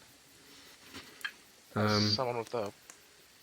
She's not a traditional wizard in that sense, but she can assist us with a large number of utility spells, and in battle I'm sure Oh, does she she'll not prove her worth. scribe scrolls, anything of the like? No. Oh, she's one of those... innate ones with the born like that. No. Huh? He just looks at you and says, it's not relevant. She'll be useful in battle. Well, yeah, of course, it's just... Sorry, it's my, personal, interest. It's studies of the arcane are sort of a hobby for me. And what I of dabble you? a bit. I recognize that little phrase you threw in at the beginning. You're an assassin a long way from home. I've since been reassigned to be a judge. He's pretty good at covering up his expression, but so it's mostly flat for everyone else, but you can recognize the very slight sneer that he does when you say that. Oh, he's not happy with Brumtari? Seems like it. He also recognized a fermentari phrase, which is generally a big no-no. They're not supposed to be able to recognize that that's a language. Well, he's an inquisitor of like higher ranking, so I assume True, he's... but in general, some- most people don't know it. What is the He's probably what worked with department is Frumentari back in his Frumentari? day. Frumentari is it sounds exactly like mythos, because it is literally just mythos words rearranged. It's like a encoded form of mythos. So to most people, it would just sound like you just said Babel, but he What I'm recognized it as Fermentari. He's asking what department of like Yeah, what? society. Oh, the Fermentari don't serve any department. They're directly subordinate to the Emperor. So they sort of are their own department then. Kind of, yeah. We have no rep with. Okay. Correct. Besides, But I'm not sure. Yeah, I don't know how much they're recognized by the other people. the Was he sure? Fermentari always help their own, right? So me and Severus are at least at good standing. Yeah. Though again, it's complicated because you don't know basically any Fermentari other than Tullius, so it's a very Yeah, and decentralized also- organization. Yeah, and also we're like part Prometari, part judges, right? Yep, and Like- yeah, and you guys Well, had it's probably previously. a pretty unique Has situation. ended, right? Or do we get deployed again? Question mark? I I thought don't know. the Maybe service was who over. knows? Maybe as far as Tullius is concerned, you guys are active assets in the Department of Faithful. Yeah. You don't know. It's not like there's like orders written out somewhere that explains all But the. in my mind, I'm still more Prometari than judge. Yeah. There's no like document somewhere that says, "Oh, you are currently a Fermentari agent on this deployment." So. Wait, did you say I don't have my SS badge on me? Oh Jesus. no! Oh No, there's That's no. basically what the Prometari Wait, are. They basically are, yeah, like the Yeah, Gestapo, I know, like I secret know, I police. did take the wrong word. I was Yeah. gonna say Stasi. Yeah, basically the Stasi, Gestapo type Stasi. guys. It's pretty That's close. That's only marginally better. Yeah, no, it's not really bad at all. They're Yes. still pretty Well, bad, but you the point know. is, yes, they are basically the secret police of the Empire. So yeah. Either Are we way, able Father to Hyperion doesn't. sleep and then go and find our party. Yeah, you guys can. You guys can sleep in the mansion. It's a night of strange dreams. Nothing that's too like vivid where you think it's a vision. There is a pretty distinct difference there, but it is definitely weird dreams. It's dreams of flashes of battle, of a primordial island caked in fog, of ravens battling against other wild animals. Just a lot of weird dreams. But you guys will Can awaken. I take a voluntary level of exhaustion? Sure. Why? Because I can't sleep that well. Oh, yeah, sure. Yeah, you stay up through the night. What haunts you, Severus? Dropping a 9-year-old child from 500 feet? Yeah, that's pretty bad.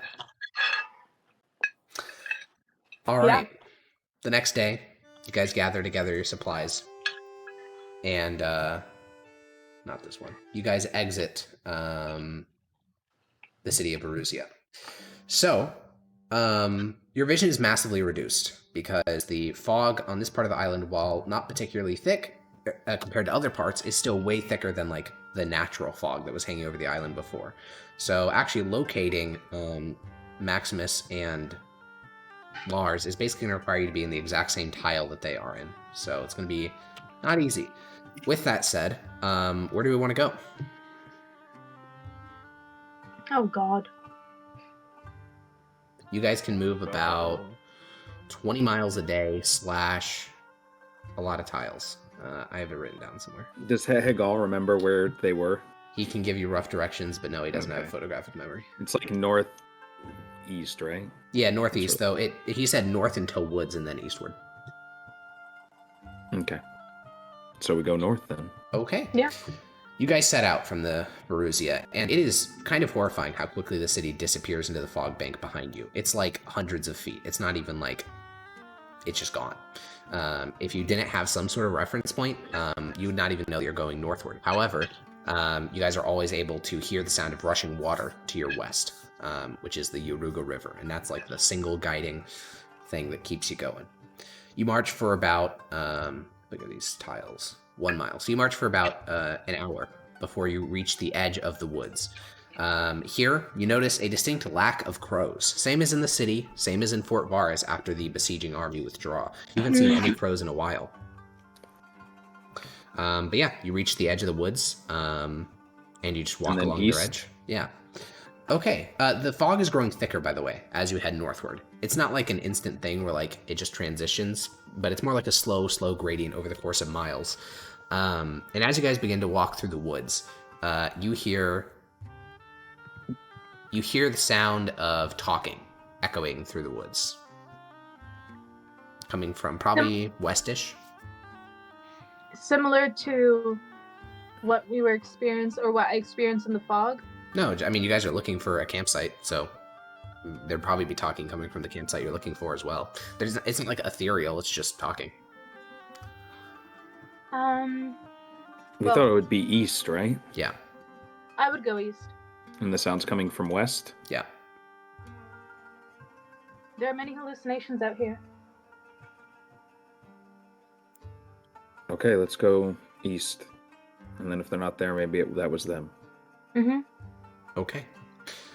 You guys continue eastward. And you reach a point where you've gone a couple miles east, and now you can no longer hear the river. And you sort of pause. I think of like Severus or Zednius are leading the... Actually, Renesmee has the best nature check, so it's probably Renesmee leading the party. And you recognize Renesmee. You can no longer hear the river, which means that you don't actually... What? Do you have any idea how you navigate in this fog? Like, can you think of an objective reference point that you could use? The sun? The sun. Yeah, the sun is so diffused through the green fog that it's hard to tell what direction it's coming from. But it's bright, so the sun is up, but it's not Well, what visible. time You is could that? use the tree line. Oh yeah, just like exit the woods fully and then just walk along the tree line because you know Wait, that. but what time is that? You don't know what time it is. You just know it's daytime. Sure, Yeah, but like the fog roughly is probably when a did lot you harder leave to the, when did tell. you leave the thing? You don't know what time you left the thing either because the fog's there too. Got it. Yeah, you guys don't have like accurate clocks. Normally, you just look up at the sun and say, "Oh, we it's just there in the it's sky." time in the morning because we slept in the Wait, woods. what about my Apple Yeah. Watch? Yeah, what about my Apple Watch? True. I don't know. I think I'd be able to look at where the light's coming from and determine, depending on where the shadows are, if they're like kind of like elongated north or elongated east. Yeah. Depending on like where the sun is during the day, roughly you can tell in the evening things should be going west, etc., etc. Yeah, I would agree in normal sun, but you know maybe Renesmee is very talented even in the fog. So roll me a survival check at disadvantage.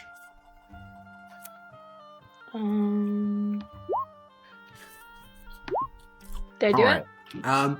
Yeah, you did do it. Oh. Indeed, you did. Oh no! So So enough. I clicked you the begin to rest- lead the party because you think you know what direction you're going. It's easy enough. You just start to walk in what is obviously northward. There's no other possible explanation. And eastward. It's only after walking for a little bit that there's sort of a pause, and Fiery taps Father Hyperion, and Father Hyperion speaks up and says, "Fiery says she recognized that nettle bush. Apparently, we've walked past it twice already." You're probably gonna have to keep catching yourself, Harkon, but Granny is what you called me. Oh yeah, Grania, thank you. We're meant to be going east. I thought that we were going east. Well, we must be walking in circles somehow. Anyone else have any ideas? We don't hear the voices anymore? We could No, just go to you the guys voices. walked away. You walked in the opposite direction of those voices, so they have faded. Any ideas How- on how to find east? Father Hyperion nods and The says, idea "I have a of method." walking outside and then going along the tree line. Couldn't you? How high does this fog reach? That's what I was Can about you to ask. ascend above the fog bed? You said High it does above it? get thinner the higher we go, right? So It gets thinner, and you guys were on a mountaintop, and assuming it's like the natural fog that was on the island, when you were on the southern mountain, you could see the top of all the fog. It wasn't that high. It was like maybe 100 feet or 200 feet. Yeah. You okay. Could, so you could fly up, check where the sun is, and maybe that could help us find the direction we're looking for. If you could avoid Yeah. like moving your body, that could easily tell you where you are. If I can avoid moving, like turning. Yeah, because if you turn while you're midair, then it's like, oh, the sun's that direction, then you just point in the wrong spot. Well, I'd face my body towards the sun and go straight down. Mm-hmm. Exactly. As long as you have been moving, it's fine. Yeah. You fly up, you rocket up through the fog. Once Zednius flies up, the father says, "If we are ever in desperate need of being able to see our location, I can burn off the fog in a radius around us." Well, it works against normal fog. I don't know why this Bigger radius. greenish fog would be unique. How large of a radius? About 60 feet. Ah, considerable. So, you guys wait for a moment. And Zednius, you rocket up through the clouds. And after emerging through the top of the fog, you get the view. And it is a grim fucking view. it looks like, one, the fog, because it's green, looks like a chemical weapon, and it looks like this entire island has essentially been drowned in a chemical weapon. You can't see anything except for the northern mountains and the southern mountain. Those are the only things that aren't totally submerged in the fog. Additionally, since you're above the fog now, you can see something which is basically invisible from the ground, which is you can see the gradient. You can see along the shoreline, it's this light green. It looks almost like phosgene gas, but as you get deeper and deeper, it starts to go so dark green that it doesn't even really look like fog anymore. It just looks like that is the stuff. And then you can actually see the origin of it. On the northern mountains, near the center of the mountain range, the centermost isle of the mountain range, great banks of fog roll down from a sort of shrouded valley. You can't see the exact point of origin because it's a big-ass mountain, but you can see that from this one particular section of the mountain, all the fog originates, rolling down to the lower That's points. the smaller mountain? It's the northern one, which is much larger. Oh, the big mountain. Okay. Yeah, from the central point of the northern mountain range. As for your location, yeah, you can find this on. Okay. While I'm up here, I'm gonna prod Hagal for what's his opinion on these two wackies. Oh, is he on your shoulder? I assume Okay. in general he would be. Yeah. Then he will say, "Father is dangerous. Will kill me." Mm-hmm. Yeah, he's got that look to him. Girl is plain touched. I don't know what that means. Then you don't know what it That means. Okay. Plain? Yeah, Lane. plain touched. Okay, like Like, the like an astral airplane. plane. Okay. No, like the... Yeah, I know. Okay. I'll go down and I'll say X-way is east, and also the source is the large mountain. It gets deep. It gets darker and darker the closer to the mountain it gets, and I saw the fog pouring out of it. That must be where the ritual is, yeah? Are you asking Hector, or are you talking to the... No, Okay. I came back down. Oh, okay, I okay. came back asking the group. Yeah, Father Hyperion will shrug. Okay. But yeah, with your northern, basically where you can assert where the north is, so you guys can begin to walk. Night falls. It's a weird thing too, because it isn't like the sun lowers. It's just that it gets darker and darker and darker until you have to have some sort of illumination to be able to see even 5 feet in front of you, which will ultimately end up being the Father, because he can cast a light cantrip. So you guys will be walking by the light of a probably his flail or maybe his censer. And as the night basically fully falls, you guys hear talking from the east. You can also see light sort of sputtering in the distance. Sort of the inconsistent light of like a torch or a campfire or something. Let's fucking go. That's an end. Is it? I hope so. I hope so. So you guys just approach from the fog. Do you like announce yourselves via a shout or... If you're Lars and Maximus and you know I clap your hands. All right, we're going to cut to Lars and Maximus. That's funny. All right, so the two of you guys, I know it's been a while since we did your session, but do you recall what took place? Vaguely. The general idea of it. yeah. Vaguely, yeah. Apparitions, lots of them. Strange visions and dreams. The professor began to start to lose it a little bit. The stress of being in this fucking horrific island started to get to him. And you guys have been alone out here for a couple days. Food and water was never really a problem, but it was the anxiety of like what's going to come next. And as you guys are here, you guys hear a noise. It's late at night on the 15th. And through the fog, you hear like crunching of leaves and stuff coming from the distance.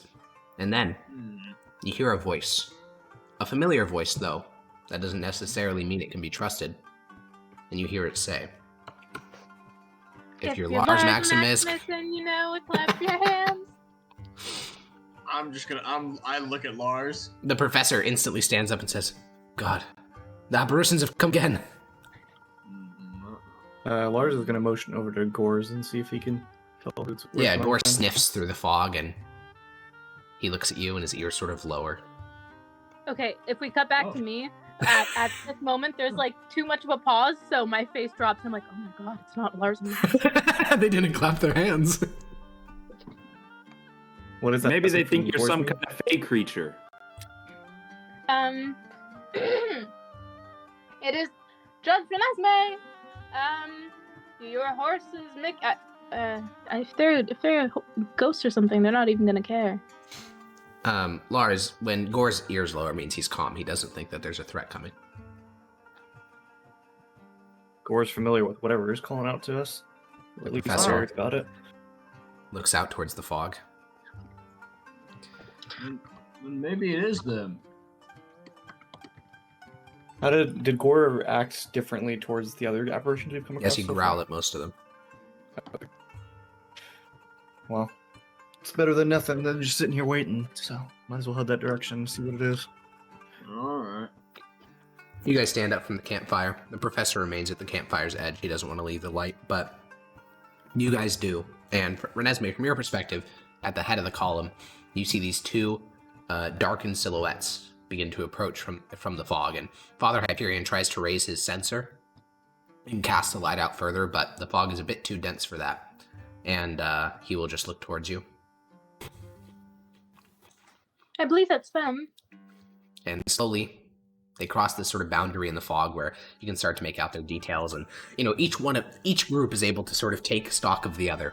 You see Renesmee, Severus, Zenius, and two strangers, and for you guys, you see Lars and Maximus looking about in good health, but you guys have been out here for a while, so hygiene standards are starting to fall apart, but that is what it is. Yeah.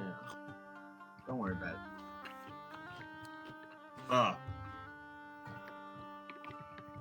Well, I'm glad to see that you're all alive. As we are to you. We weren't really expecting much to come out of all this. Seemed like we were just going to try to sit and wait all this by. How many days has it been again? About a week. It's been like a week. What have y'all been doing? Fighting enemies, defending the fort against the assailants. Fighting off the siege was a bit more of a lengthy process than we thought it would be. Renesmee over here swam across the canal to the main island. Oh yes.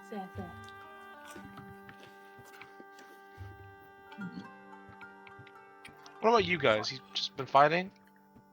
Living? Have you found any of those, Renesmee, what'd you call them? Apparition? Aberration. Aberration. But more than there's- we there's just a- do. Those things is what I'm referring to. Seems to be ghosts. We run into far more than we could Have we admit. held up a mirror to these two yet? Me and you have not yet, Severus. We haven't seen any ghost things. I mean, has Renesmee held up a mirror to these two to make sure they're real? No, that hasn't happened yet. Well, you have to do the thing, because I don't have a mirror.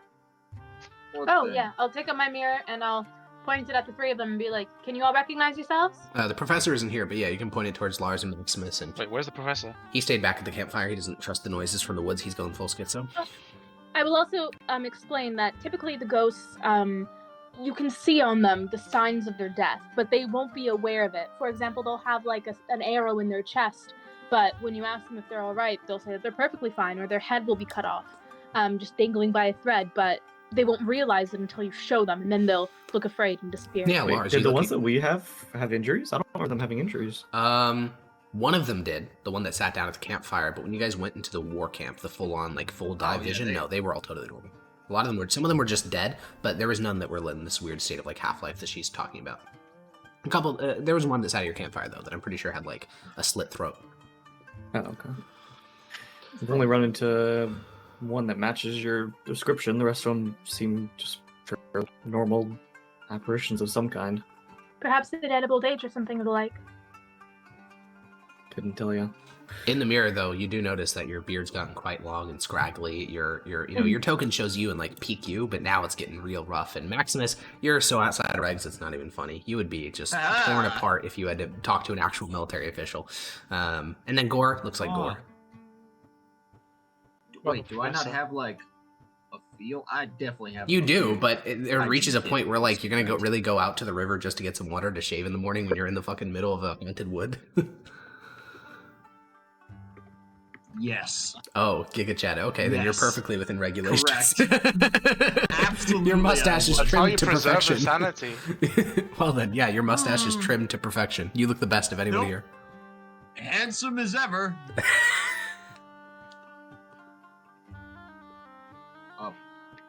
The Inquisitor will sort of step Oh. forward and say, "Well, I've recently been assigned to these judges. I assume you two are as well. Judges, Do I that is. recognize this individual? Roll me a history check.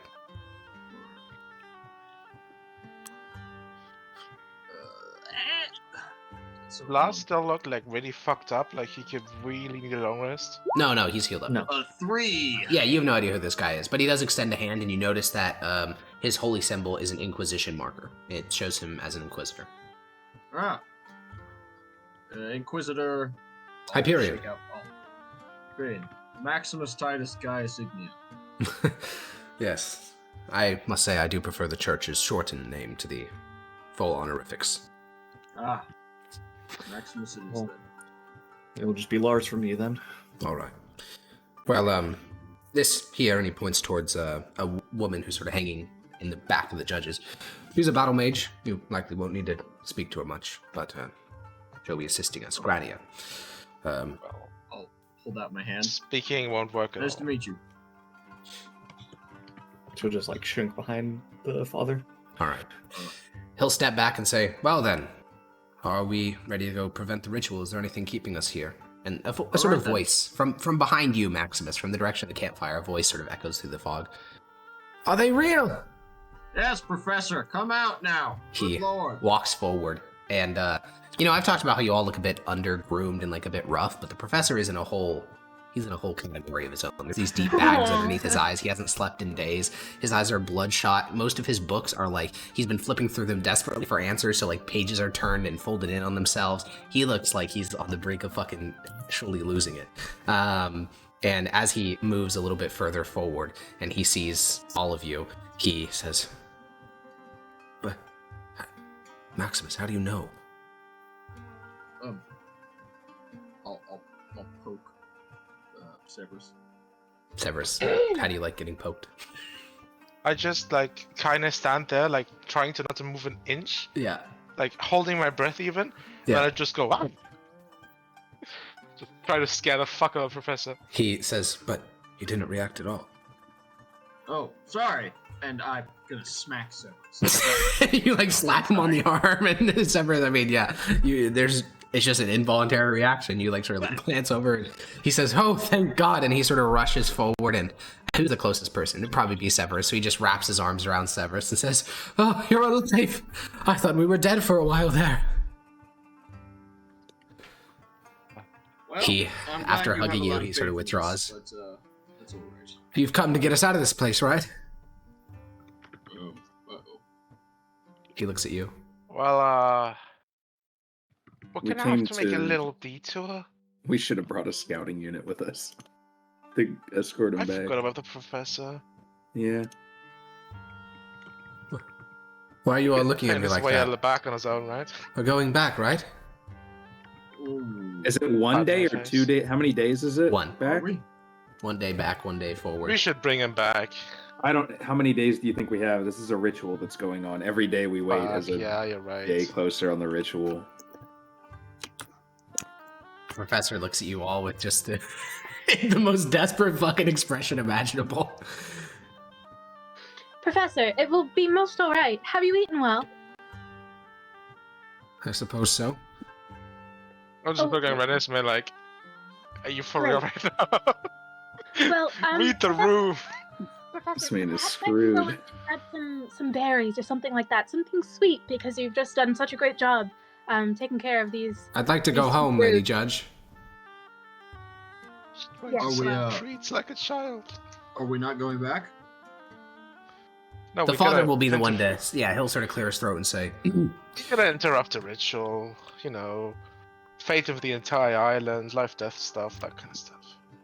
as the Lord Judge was saying, we're not returning. Oh. Well, Your colleague, all right, Lord Judge Professor. Zednius, has indicated that he knows the location of the ritual, and we will not condemn the thousands of people on this island to die for the needs of one erudite scholar. No, of course not. And the professor just looks... He doesn't even look sad, he just looks like empty. He just like is just fucking 1,000-yard staring. Well, Professor, Question like, for you all. you're coming with us. We pretty much went nearly one straight direction to come here. Could we not send him on his way back? You think that's safe? On his own? Well, for now, the fog protects us all, and if... Professor? He looks I'll at, look at he him sort of like blinks a this, couple like- times and then looks at you. What? It was quite simple to get here. It was nearly one path, though, or one way, one direction, but the trees and the cover here can be quite confusing. Are you confident in your navigation skills? If so, you could make the trek back alone. We just can't go with you. Follow alongside the Yoruga River. My navigation skills? Yes, you would go south back to Fort Varus on your own. If you preferred that over coming to the mountains with us. Yes, that one. Which one is that? I Away asked. from the mountains. I have no intent of going up there to die. Well, we Alright, won't how- stop you, but you will, yeah. We won't... So I can take Wait, one of you the have horses then. We don't We have should give him a horse. We have 5 at the We- campsite. Oh, 1, 2, 3, 4, 5, 7 Sure. people. Can 2 people ride a horse, or Yeah. 1 person? None of you Okay, guys then are like we- ultra big trollkins, so yeah, you guys can double up. Well, except Yes, for Maximus, Professor. considering his heavy armor. Yeah, but Mickey's always his on his own anyway. Yeah, so. yeah, true. Yeah. You can happily Yes, take he's my on horse. Okay, fine. The professor will nod and he will say, well then, if this is the last time we see each other, it's been the adventure of a lifetime. Well, Professor, you're going to be alright. Oh, I'm not worried about me. Oh! I see. Well, may I pray over you, sir? Whatever will make you feel better. Jesus, you're being quite grim, Professor. You don't Please know may what I we have saw, the alright? You weren't in the woods. You didn't see the apparitions emerge from the fog. You didn't see the visions of the past. You're going to walk up there, and you're going to face horrific things that have been dead for 1,000 years and have come back again. The things in my history books, which were meant to be legends and myths and stories, you're going to have to kill them. Lars will put a hand on his shoulder saying, sound like from what she described, she already did run into these things, Professor. And they weren't that bad. Yes, I will be completely fine. I assure you. And even if I do die, I will simply go and be with Aurelian Song. It will be okay. That's what you think. Yeah. So would haunt your ass. This island is still covered in apparitions of the previous war. What makes you think your soul will escape? Perhaps you'll join the silent chorus, watching from the shadows. Right, I think I that's think enough. we need a good night's sleep, Professor. Lars, you start to guide Professor Pushton away. Well, And before he leaves, I want to ask him, what... Did you read any of the books that we left with you? it's the only thing that's kept me sane. Any interesting findings? Any summaries you can give me of the most interesting bits? We don't have time for this. No, we do. He's gonna leave. He's gonna die. I want to know. Is he gonna die? They're like, huh? Good. Yeah, he'll just say, yes, you should read these. And he'll sort through the great stack of books he has on his chest and scrolls and things like that. Can And we he get will- like a cliff notes? Yeah, as he goes to hand over the things, he'll pause and say, the Cliff Notes.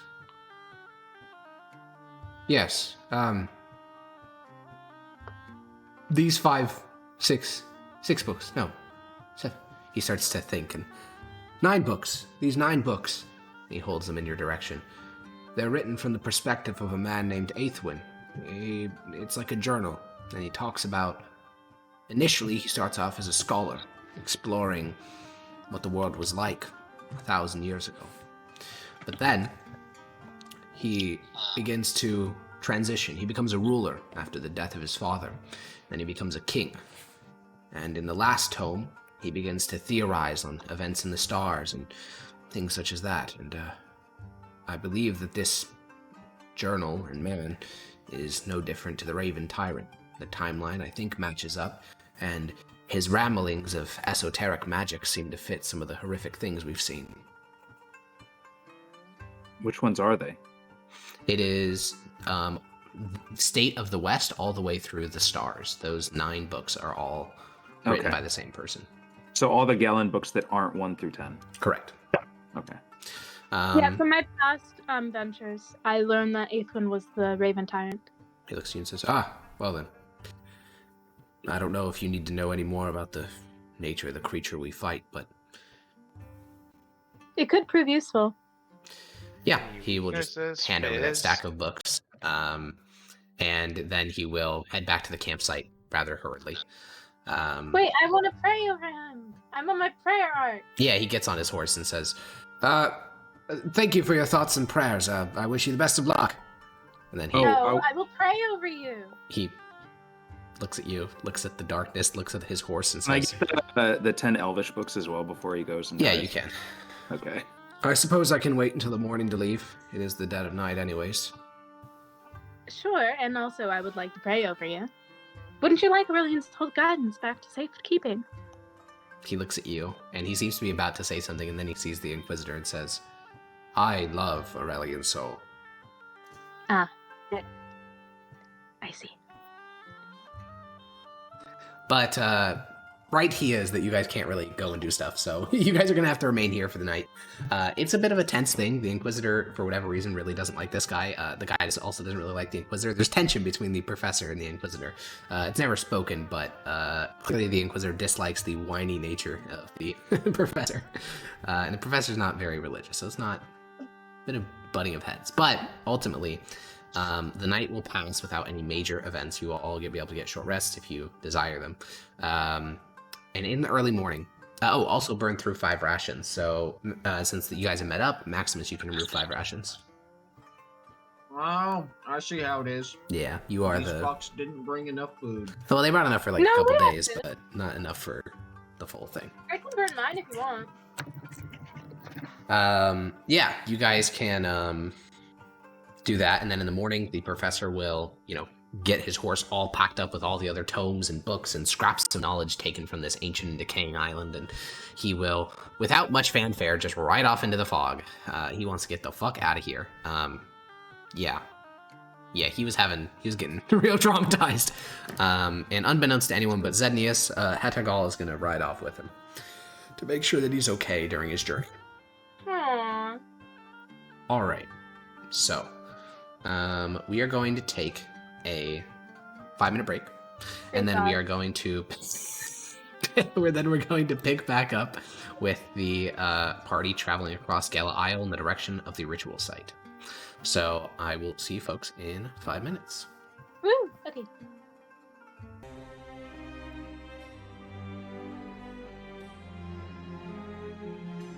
I felt like All I was right. running a budget. Yeah, welcome back to Pax Mithdosica. We are in the fog, and yeah, we're in the fog.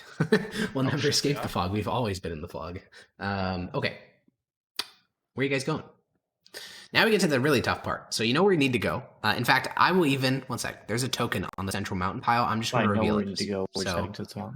yeah, you need to go to the central part of the mountain range, which is also where you were told that the Hall of the Raven Tyrant was.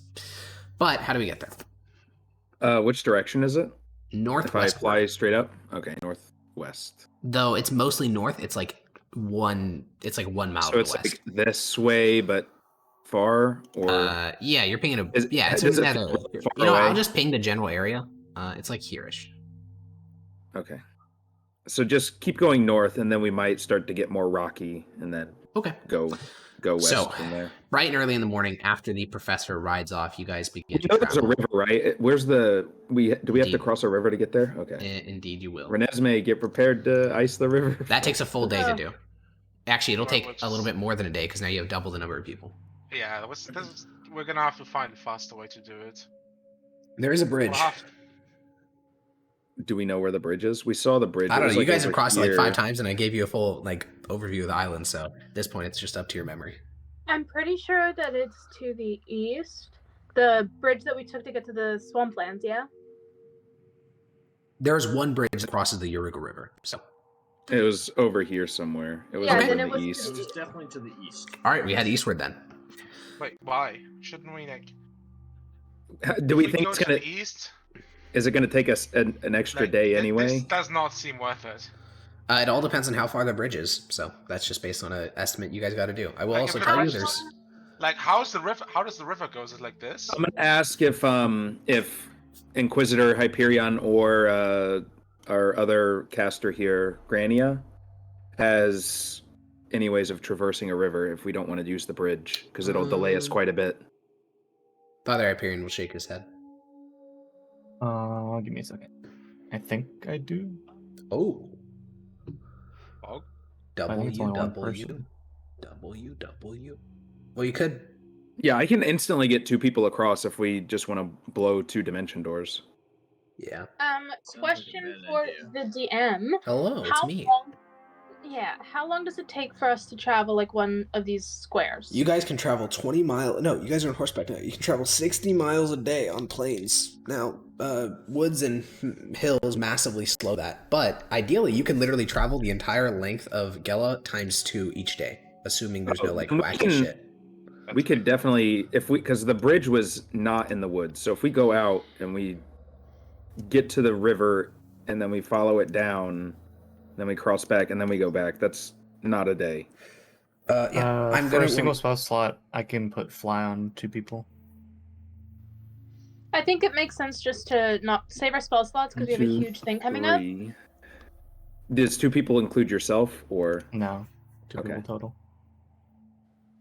There is one small thing I want to remind you of, which is during the We also have horses to worry about. There is that, but if you're traveling across the bridge, that doesn't matter. When you guys found the Zednians Right. the first time, you guys had to cross like 7 rivers. Yeah, we did. They were a bunch of tiny ones, but because the particular route you took that time, there was a bunch. So when you come to a river, if your first instinct is to cross it, this may take a very long time. Yeah, let's just go eastward. Okay. And then follow the river a little bit down. All right, you guys head eastward, and within about 30 minutes, no, it'd be even less than that. It's a mile by horseback, so within 10 minutes or something, you find the Yoruga River, and you begin to follow it, and you find the bridge pretty easily. It's only about 3 miles from the position you were resting at. Days. So you cross over the bridge, and now what are we doing? Going up. So you're following Going the up and river trying to northward? get as close to the Yeah, Yoruga as follow. possible. The river originates also at the mountain, right? Technically, yes, but again, when you guys went to the Zednian thing, it's fed by like 9 tributaries. Not just So we one. should go, and this is the main river, right? This is one. It's major huge, yeah. river. The reason you can tell is just by the North width. first, and then go west. We'll avoid all the little tributary things, all the little offshoots. Oh, you want to go like straight northward? Yeah, north until we're parallel with the mountain, and then we just cut east. Unless we, And west. because I want to avoid all these little mini rivers that we'll have to cross. So north and then west once we're... West, yeah, I mix Okay. it. I say east every time. You guys begin to travel straight northward, and within about 15 minutes, you reach not a boundary, but something to consider. This is where the Mackay swamps begin. You could cut. Now, you're not sure if this is like. If you continue northward, you'll probably end up cutting through it, but do you want to cut through the Mackay territory? Nope, nope. Are- No, we're Are gonna we cut able to, west. there's a little bit of green on the next tile. Yeah, you could go around. Yeah. Yeah, let's just go around. Okay. All right. You travel along the river, and now you begin to enter woodlands, and your horse's pace begins to slow massively. You spend about 10 minutes going around to scout the surrounding terrain, and you have Mackay swamps to your south, temperate non-Mackay swamps to your northeast, hills to your northwest, and then woods back the way you came. Northwest, I say. North or northwest, yeah. So into the hills or into the non-Mackay swamps? Which is Fuck swamps. hills are quicker to get Hills past, are right? both of them are very slow compared to plains. At The this point, we've swamps probably have- burned through. Let's do some distance math. 60 miles. You guys have burned through about an hour of time now. The hill tile alone is going to cost an hour. The swamp tile will also cost an hour. I just More think, dangerous. I think that the river is still like right here. So if we just go this way, we're gonna hit all the little tiny rivers. I think we should keep going north. Okay. Okay. You guys continue northward. You pass through the swamps. It sucks at the hooves of your horses, but Renesmee, 32 minutes have passed in the swamp. You're near the back of the column. Mickey is at the front, plying his way through the marshes, and you look to your left and you see a familiar creature, a frauder.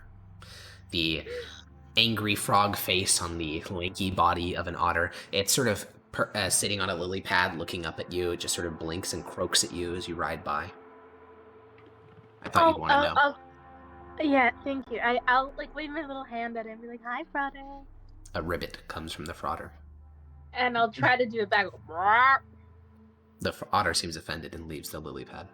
No! Plops back into the water. Did you say it about his family? All right, you ride northward, and essentially the swamp goes from swampy to literally like delta / water. Like if you go further north, you're gonna start walking out into the ocean.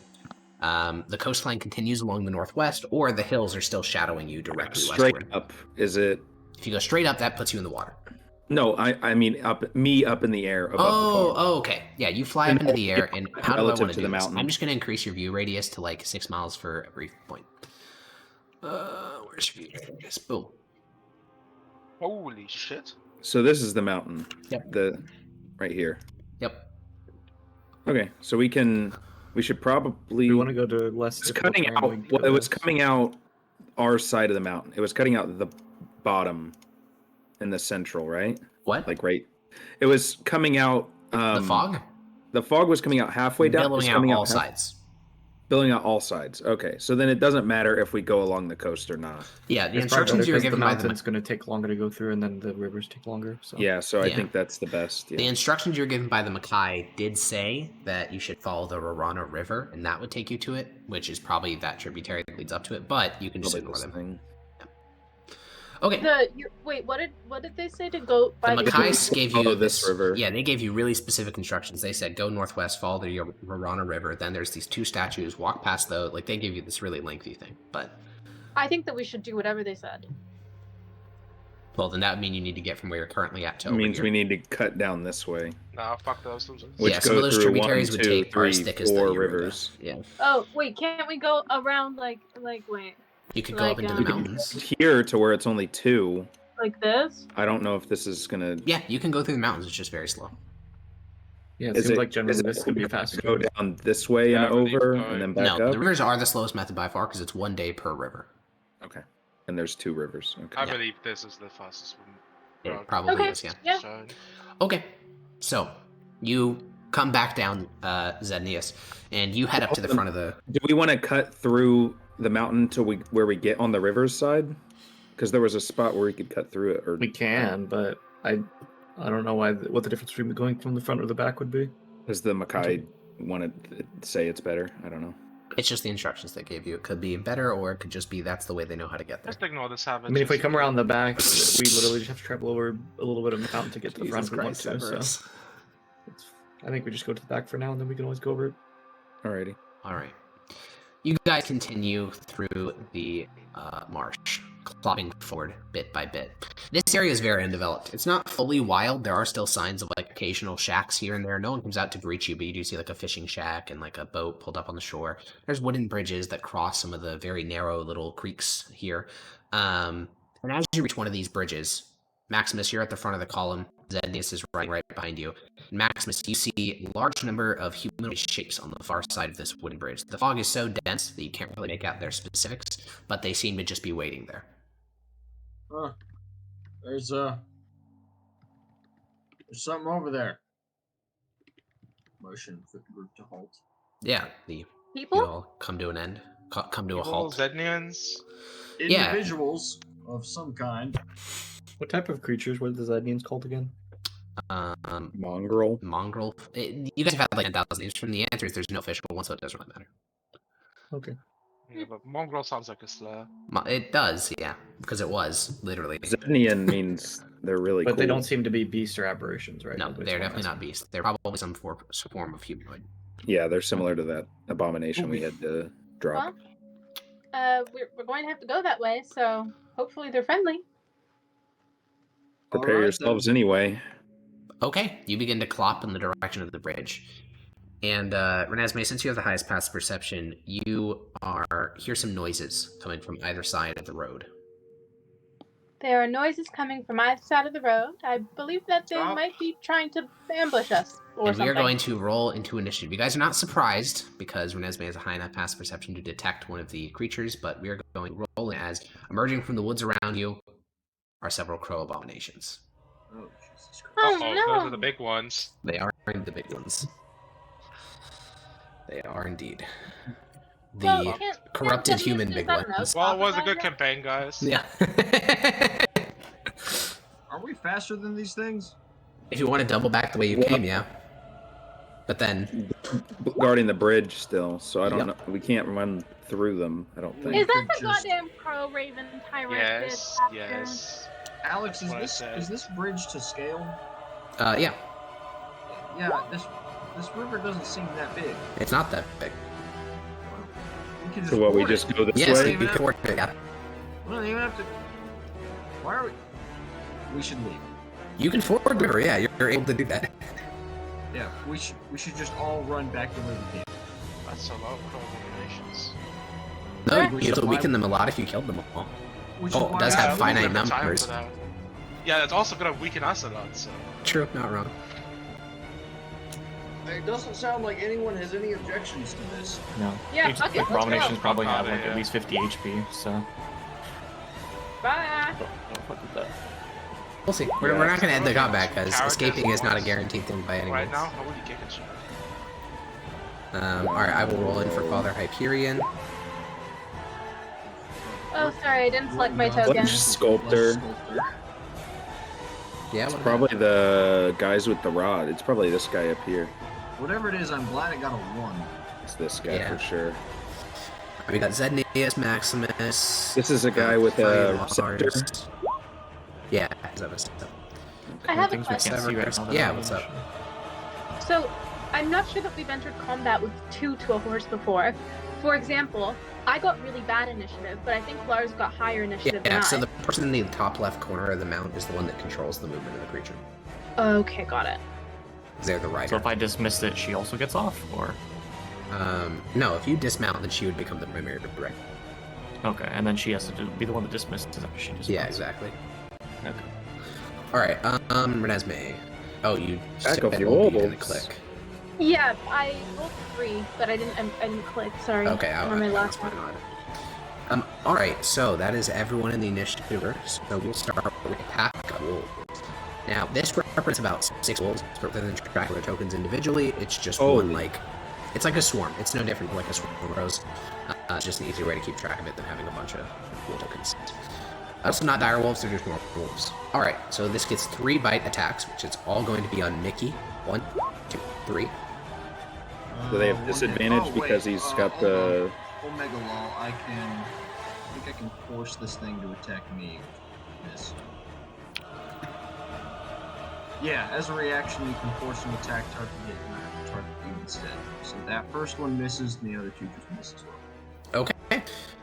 Now we have Crow Wolves, my favorite little goofy guys. Alright, this runs out here. Here. Here. Here. Oh, are all of these within 20, 30 feet? That's augers. Oh, this one isn't. We'll lose. Okay, then we're going to get a total of a lot of Jesus attacks. Christ. Yeah, it's time to Alright, 2 halberd attacks I don't against think the we're gonna get a chance rearmost to horse. lose this I think if they kill that, our horse. that hits the rearmost horse for 6. It's still alive. 2 attacks Oh, against minus the one. Father Hyperion horse. Hits. 6, the horse is alive. 1 against the Zed Severus horse. That hits. 5. Then a ranged attack against that horse with a short bow. Hits. 5. Okay, still standing. And then we get 2 attacks against Maximus's horse. Second one should hit. let me make sure. Yeah, do you have any goofy shit that you can do? It's only used 1 reaction. Oh, yeah, Omega Law, it's a disadvantage. Alright, now we have the cultists. Well, they don't know you're going to run, so they have no reason to attack, so that just means foremost 2 of them are going to cut their arms and do Raven's Agony onto Maximus. Oh, I feel like this is something I can't. Oh, never mind it. Yeah, not it. All right, you're fine. What does that look like? Does it? Yeah, something so each shoot one, from the them? two of the front of them cut their arms, they scream, and similar to when the mongrels do it, this deafening shriek exits from their mouth. What kind of damage would that do? Doesn't matter, you didn't hit you. What's But it it's called? Mid Raven's scream. Agony. Probably psychic, if I had to assume. That brings up my next question. What does like AC like? So it's a represent ranged when it spell comes- attack, so my guess is that it's not, it's like a very concentrated cone of sound, and they just missed you. Okay, alright. That makes sense. Yeah. That's. And then Peach, I think you had a question? Oh, I was just wondering what it was called. Oh, Raven's Agony, there you go. Dodo, what is Grania doing? I DM'd you a question. Oh, you DM'd me a question, let me review it. Ooh, that's interesting. I don't know. I think it probably... I think it'd work on one. I could drag over a separate wolf. Cringe, I'm cringing. Well, at least as a beast, as in a singular yeah, one, I so you get it. Or because the swarming were trying to collect. Yeah, we never something discussed my polymorph options. What are my polymorph options? Also, Peach, that's not to be very clear. It's a flesh. You guys have met one of these before. What's a flesh What- sculpt? It's just a type of cultist. Oh. He What am I, was the dead guy that didn't have a rod in the cave. Yeah. That's one Oh, of them. Anyways, what were you saying, Dodo? What can I polymorph into? Any beast that is something, is it equal, CR equal to your level? Yeah, we never discussed this. Oh, okay. Well then, what's your level? 7. Wait, let me just sort beasts by CR7. So, beast, sort by CR. Let's go all the way up to 7. You can turn into literally every single beast except for a Tyrannosaurus Rex. Okay. So you could turn into a Well, it giant doesn't have ape, which is CR7. You could turn into a mammoth. Now the spell is concentration. Do I Yes. actually make concentration checks each Yes. time I get attacked in it? Yep. Yeah, typically time that's you why get you hit, cast yeah. it on other people rather than yourself. Ah. And you Or an take the animal, like your creature's horse. constitution You as could turn well. your horse into like a fucking giant crocodile. But would it attack? It keeps a horse's mental stats. So this particular one wouldn't, like, maybe absolutely would. Because he's a well-trained animal. Or you turn Gore into something and Gore would keep doing it because he's just Gore. I think they were just gonna try and escape, no? Or are we gonna I don't fight think them? it's an think option we can. anymore. Yeah, I don't think we can. Oh god, that's not... I'm not sure fighting is a great option. Look at the fucking abominationry of things. These you get. abominations have like 100 HP, I think, somewhere in there. like disengage and then 60 feet of movement. Like you're gone, you're gone, you're gone. Well, the abominations go before any of us, and one could just plop right in front of you here, and then you're We surrounded. have the Inquisitor. He might be like giga strong against these. He did say he's worth 20 men, so. He's just to be held there. Yeah, which is like, depending on what kind of character, it can be incredibly powerful. I think I'm gonna cast Hypnotic Pattern on Alright, the yeah. square here. Yeah, I think we have to I mean, he fight was them asking because to the- like. What's the radius on Okay. Hypnotic Pattern? People that died. Yeah. 30-foot cube. Okay, so can you measure the edge of this thing? Thank you. Oh, you measured out already. You're such a good fella. Alright. So that's gonna be, what is it? Wisdom? Yeah, wisdom. Okay. Boom, boom, boom, boom, boom. All fail. And they are hypnotized. Hypnotic Pattern is such a good spell. I didn't realize how What good it was does it until do? Yara. Basically, it's like a paralysis spell, but it is, you don't get saves against it at the end of your turn. It's just like You just you're don't like attack that. the creatures. Yeah, as long as they don't It's get an hit. AoE stun. Yes, an AoE done, and it only ends if you fuck it up, basically. Whereas most paralysis, you get a save at the end of every turn, which makes it a lot shittier. Yeah, it's not an one of active the effect, big right? It's save just or a sap one-time thing. spells. Yeah. So it Oh. just drops once, right? It's not still here. That's my understanding. Okay, cool. Then I'm just gonna get rid of Yes. this. Okay, perfect. I mean, it says it's Um, concentration, so I don't know. Yeah, if you get hurt, then they'll get freed. All right, if you pro feel The bad. pattern abominations. appears for a moment and vanishes. It Okay, says. thank you. All right, this abomination leaps off that ledge, takes 5 damage, and it is going Wait, to. are any of these enemies blind? Are any of these enemies blind? Oh no, mongrels Yes. aren't blind. They're just. Oh wait, one thing I did want to ask, Harkon, before I end my turn, the way you worded this, can I use this as? Does it still count as an action like the normal spell is, or do I have to? Can I cast it like as a bonus action or free will? Did you DM me something? Oh, you did. Yes. Okay. It says Yes, as a it works the personal same as the normal spell. The difference is that, It just counts as a cantrip at that point, basically, right? yeah, basically, That's yeah, why I understand. exactly. Okay, never mind then. Okay, keep going. And you don't need verbal, somatic, or material components. It's the exact same thing that the person had to do Dimension Door. Okay. Yeah. Oh, this thing is going to do Peck and Raking Claw against the Father Hyperion's horse. Both of those hit. Peck does 15, Raking Claw, that's dead. Horse is dead. Well, yeah, maybe. So that's going to be a dexterity saving throw for the Father and Grania. That's a pass, so you don't get knocked prone. Is that a Lars save or a Granny? No, that's a No, Grania it's- save. I have both Would sheets that- open up, it's just not switching the name. Yeah. Would Alright, he's fine. that prompt a concentration check? No, she doesn't take any damage. Well, I know there's taking damage, I'm just wondering if automatically would. I don't think so. I think if she held it and got knocked prone, maybe we'd talk about it, but she passed, so she just managed to get herself up. Alright, Yeah. now this is 4 attacks against you, Maximus. Alright. One hit. Bozos, they all missed. Oh, okay.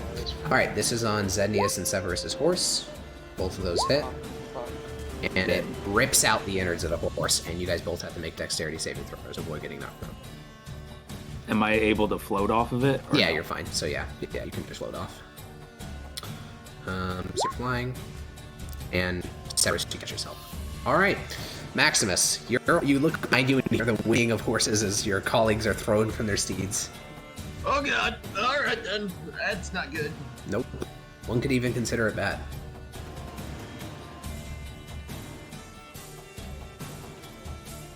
I know, bro.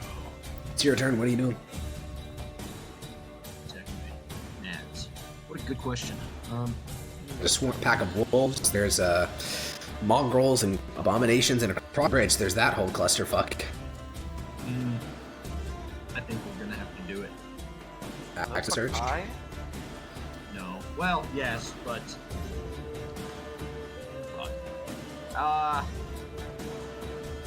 save that. Alright, yep, I think we're just gonna action surge right away onto the mongrel in front of me. Abomination. The crow abomination. Yeah, yeah, Right. that thing. We'll see how it does against that. Wham, bam, bam. Miss, bam. I hate miss, this game. miss. Holy shit, it's that so bad. Nothing Oh higher my than a nat 5. Wow. I don't Margo like this Mama, game that's anymore. crazy. I don't like this game anymore. That is the worst rolls I've seen in a while. I didn't Damn. even hit any of them, so I can't, Well. Oh well. Oh well. Alright, Lars, what are you doing? Life goes on. Dismounting is half my movement speed. Wow, long. Do you have land vehicles proficiency? No. Then yeah, it's half your movement speed. Then dismount. Am I getting flanking here? Can I even Yes. stand here? Yeah. I think you can. I think it's like kind of curved in that one particular tile. So yeah, it's probably fine. Oh, you're flanking with yourself. It's like, I don't know. Sure. I mean, I already do that all the time with Gore anyway. Oh yeah, true. I can't move Gore without taking a tap of opportunity, so he will attack that one nearby him. Okay. Let's use Moxie Point, attack 4 times. Go I'm ahead. guessing the professor made it 15 back and 20 okay. hit. Yeah, the professor made it back fine. He just followed the Does original. 16 hit? 15. Wait, there's no 16 there. There is 12, 16. I have advantage. Oh, then yeah, 16 All hits. of them hit. Okay, great. I forgot you were flanking. 15 hits. Yeah, 15 hits. A mongrel. Or abomination. And then Gore's going to take his reaction to attack the Zednian next to the horse. That abomination is bloody. Holy shit. Nice. Since when can we Um, see enemy as HP bus? You can? Yeah, we can from see the that. abominations. Yeah, Oh, I think specifically I the was, yeah, I was abominations, yeah. originally going to do that with, like, all of them, like, every token. It's just I got really lazy, and then I decided, oh, I'll do it for the Abomination. I'll do it for all the Galen Oil thing that I did. So you Gore is just close enough to Renesmee that he gets advantage on his attack as well. Sorry, only one attack. So 15 against the No, Zednian neither of Warhammer. those hit.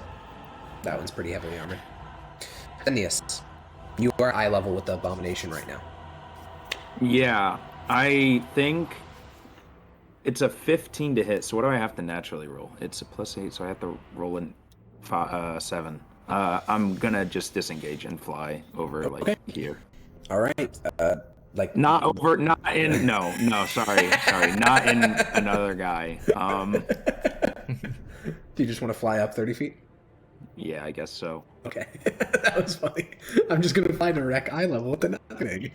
All right, I'm gonna Grania mark can do here. a pretty nasty spell for the spellcasters, but that's all of her spells after that, so I don't know if we want to use that. All right, Father Hyperion is gonna Wait. cast Wall of Fire. Wait, never mind, no it's not.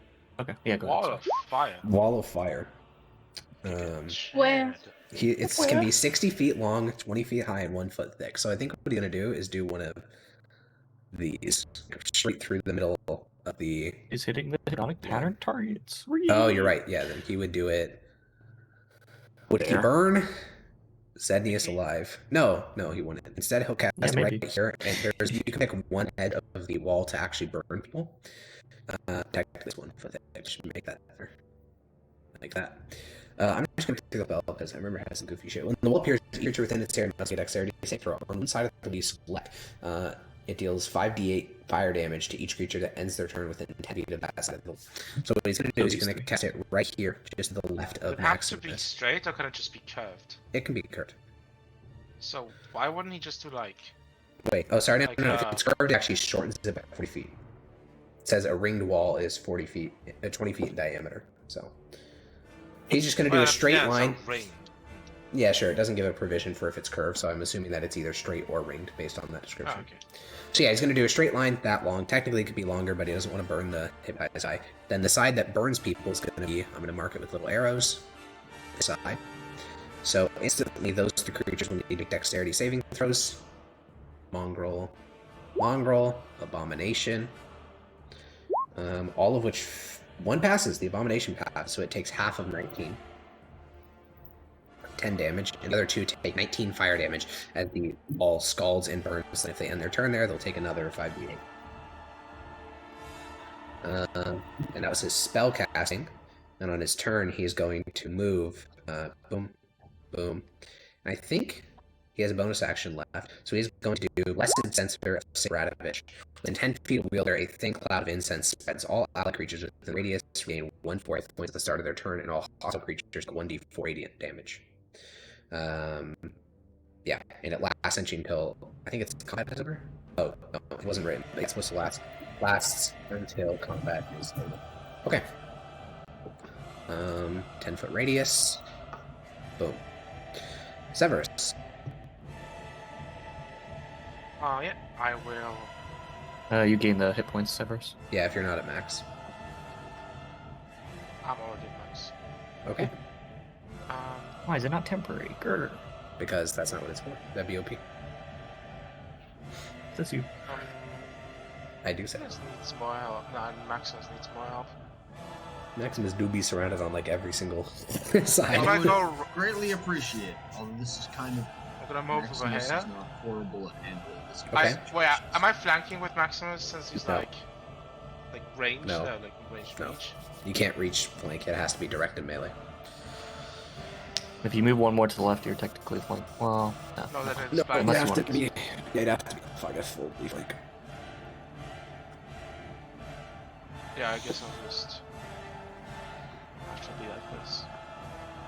I mean, you still get sneak attack if you hit, regardless of the flanking. Do I? Yeah, because you have an ally within 5 feet of the enemy creature. Do I? Yes, Zednius. Zednius. Oh no, he's 30 Oh, he's in the 30 feet air. high. Nice. Oh. Yeah. L. Yogi single-handedly removed What's that the item from what's the Harkon's what's the world. language on that? On what? On sneak attack. It says if an allied creature is within 5 feet of an enemy. What's the definition of a creature? What? Like Is Posted it. I mean, yeah. What is your contention here? Never mind. Never mind. Okay. Okay. All right. What are you doing? I see. What are you doing, Severus? Just a default boring attack against the Crow Abomination? It's a It's not classic. one. Yeah, sneak attack. If you No move sneak somewhere attack. else. But what you doing? I wish this was Pathfinder so bad right now because I could Well, just it's not. tumble. So So I could just tumble through this guy's like area to get to there. you also could have just walked over there because Sednius isn't actually blocking you. You know what? I will just do that. Okay. Cool. Like even if I don't take back my turn, I should be fine. I can just cunning action. Yep. There you go. So I'll go here, I guess. And stabby stab this guy for now still. Which guy? You still don't get The sneak attack on the abomination. crow. Just heads Okay. up. I'm aware I don't. All right. Cool. but- Make your attack. Ah, fuck it. I gotta attack the wolves instead. Okay. That Oh, yeah, hits, sneak and attack. get your sneak attack.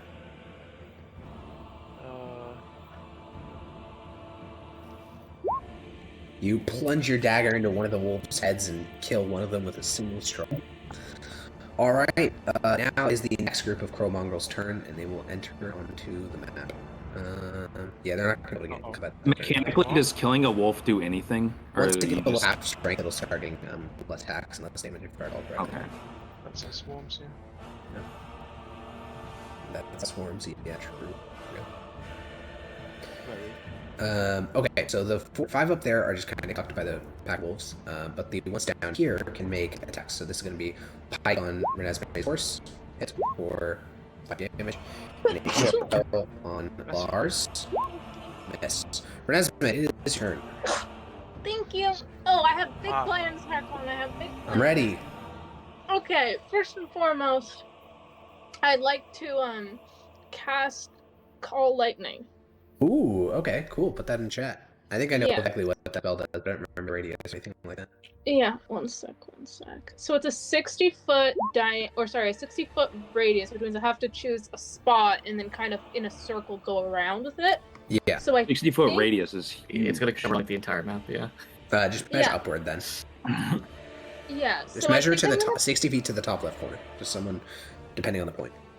I think maybe this will be the point. Can someone measure that for me so that I can be sure? Oh, she did a purple dot. Can you measure Oh, 60 feet to the top dot. left? Because then I can easily make a square. 60, go there you go. for- Thank you. And then do 60 to the bottom right. Alright, that would Is it be... gonna hit us, or what is? No, I it's- don't know what No, the no, circle is. It'll So be that would okay. be... I don't even know if you can see the full size because of the map being partially hidden. I'm going to reveal the map, even though technically we won't see any of this because of the fog. I'll reveal it anyways because there's no more enemies hiding. That would be the radius of the call lightning. Can I move it? No, actually. You can move it down a little bit. Yeah, maybe down 1 and like to the right. Okay. And one to the right. Yeah. Cool. It's concentration. Basically, on her turn, she can call down a single bolt of lightning onto creatures within the radius of the thing, and it does like 3d10 lightning damage. And as long as she keeps her concentration going, she can call down a lightning bolt every single round for like 10 minutes. Yes. And I would like to ask, how good can the cultists see me at the back here? Horribly. You don't have really any eye contact with them. They don't have any eye contact with you. There's like That 6 is people between you and them. fantastic fucking news. I would love to dismount. Okay, that's half from it. Okay. I would like to dismount like oops, sorry, I meant to grab my little token. I'd like to dismount. The horse you can get out. Does the horse immediately disengage?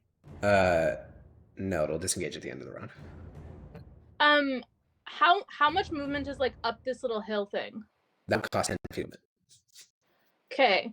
I would like to, as I dismount, turn into a spider and then crawl through Lars's square because I'm a tiny little You will spider take an now. opportunity attack doing that.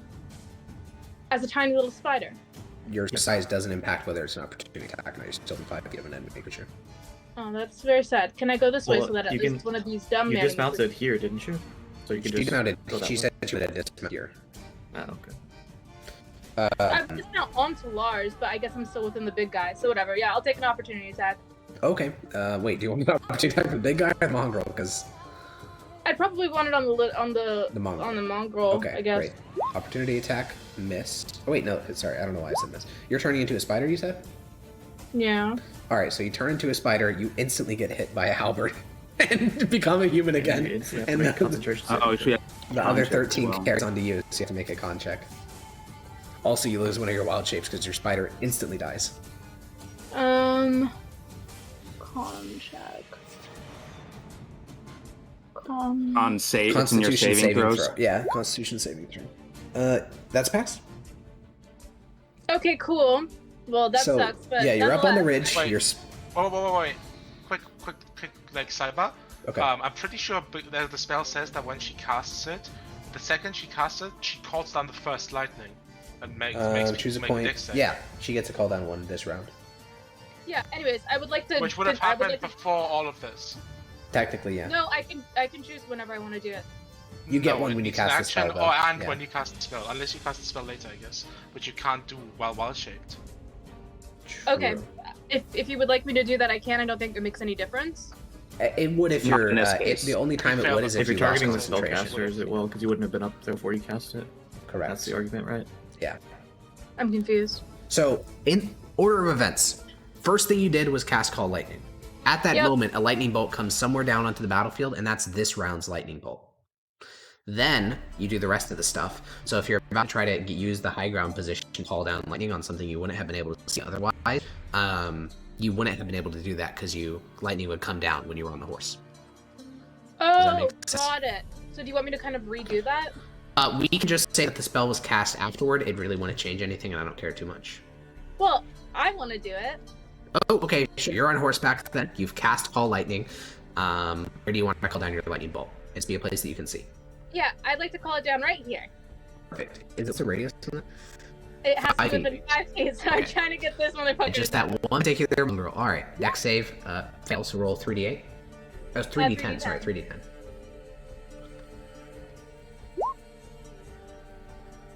That's bad. Okay, 12 lightning damage inflicted on the mongrel. And the rest of the turn would proceed the exact same until you are right here. Yeah, and can I turn Ree back into a spider and then climb this tree? I think It would be a Wild second Shape costs your bonus bonus action, so no. Yeah. That would consume all my movement? No. You've already turned into a spider once this turn, which costs your bonus action, so you don't have it to be able to transform again. Right, okay, then can I, like, normal human walk as, like, maybe over here? So what's your movement speed? 30, right? I believe so, yes. Took- Okay, so it's 15 to 15 dismount, just now. 10 to get up to 25, you can move over here. Yep, I'll move Okay. that then. Sounds good. Alright, cool. Calling. Alright, Flesh Sculptor. I love this goofy guy. He's gonna do some flesh sculpting. I know it's hard to believe, but he's gonna do a bit of that. Very curious and horrified to find out what that means. Which one will he do? There's so many options, really. We'll just do the classic. He approaches this creature in front of him, extends the staff, and touches the flesh of the man, and his chest begins to boil red. Like, flesh there begins to boil and glow as if there's some immense heat being held within that man's chest. Does he look like he's in pain? Yes. Oh. Does it look like the Yeah, I chest was gonna of say, can I see the that? abomination? Yes. Because if I can Okay. see that, I This will guy's gonna become a shout right his suicide way. bomb. That guy's gonna blow him up. Make sure he does it within the enemy's lines. Alright, the pack of wolves is going to act. It is going to attack, Well, I think he 7 goes before hits. any of us, so he can. 1, 2, 3. I don't know. If he can get to Severus, us. you get hit by the third one, for 8 piercing damage.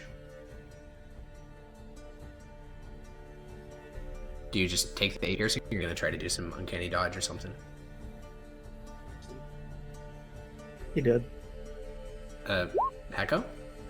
Oh, he clicked uncanny dodge in the chat, so he can clearly hear me. Oh, sorry, I was muted. I'm Oh, dumb. okay.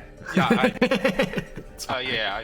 I use that kind Okay, great. So you take the Like damage. that. All right. Now our next group of crow mongrels. Sorry, not next. This is the same one that was in combat before.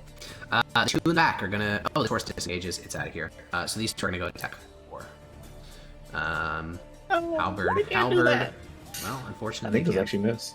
can't. Hold on. I think it was shoot. Yeah, they both miss. Obviously, the hypnotized ones are hypnotized, and I'm looking at these other mongrels. Is there literally anywhere they can go? If they run through the wall, they take fire damage. So they have to go the long way, but then they're out of combat. But the alternative is they literally burn alive. So yeah, I guess they just take L on this turn and just have to action dash to get back from the fighting. L gamer. L gamer indeed. Oh no, that's such a cut. God. There we go. Boom. Okay, let's go full action dash. On the cultist turn, this one springs forward full speed. It's an action dash.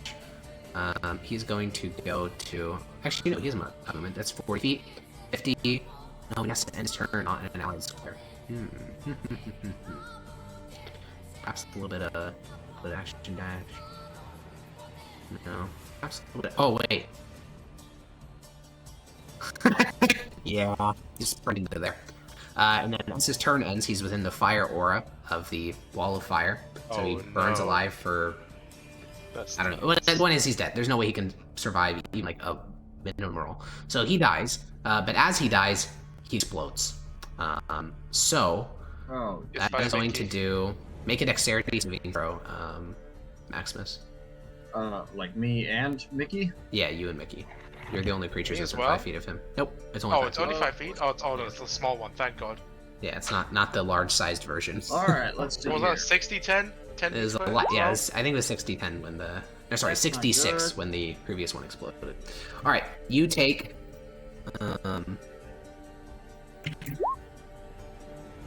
16 fire damage.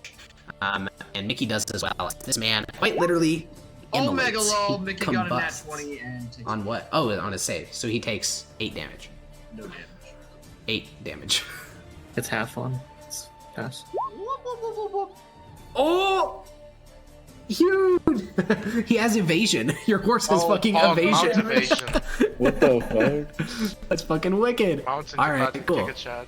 Alright, that was that Raven cultist. The rest of the What cultists. I'm imagining is like a mushroom cloud shaped thing that just like immolates Maximus, but Mickey just like ducks underneath it. Yeah, he's very athletic. It's natted. Alright, as for the rest of these cultists, 2 of them are going to. 3 of them can probably get the angle on you. 3 of them are going to do Raven's Agony on Maximus. Ooh, 2 of those hit. You take a total of 16 psychic damage and have to make 2 intelligence saving throws. Fuck. About to make you stupid. That's the goal. Even more?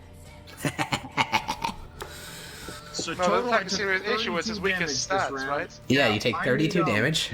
I need help. A lot. I am now bloody. I'm doing my best. The question is how much int do you have? I'm not rolling great. Alright, this, your int is temporarily reduced by 2. I'm not rolling great this session, everyone. No, you are not. It's not going well. If you are reduced to 0 intelligence, you will, die. Well, that's at least 2 more hits away, right? It's a lot more than Good one. Please tell me you start with 10 int or something. Something like that. 12. Yes, I started with 10. Grania, what is Grania doing? So if I do anything that breaks concentration, all the people that are hypnotic patterned are then able to fight. Correct. Cringe. That is how concentration works. Can you flank with spells? If they're ranged, no. If they're melee, yes.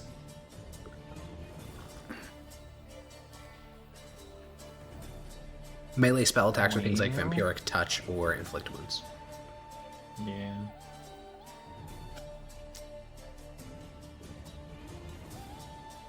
I guess I'll just Eldritch Blast the crow here. Okay. Cool.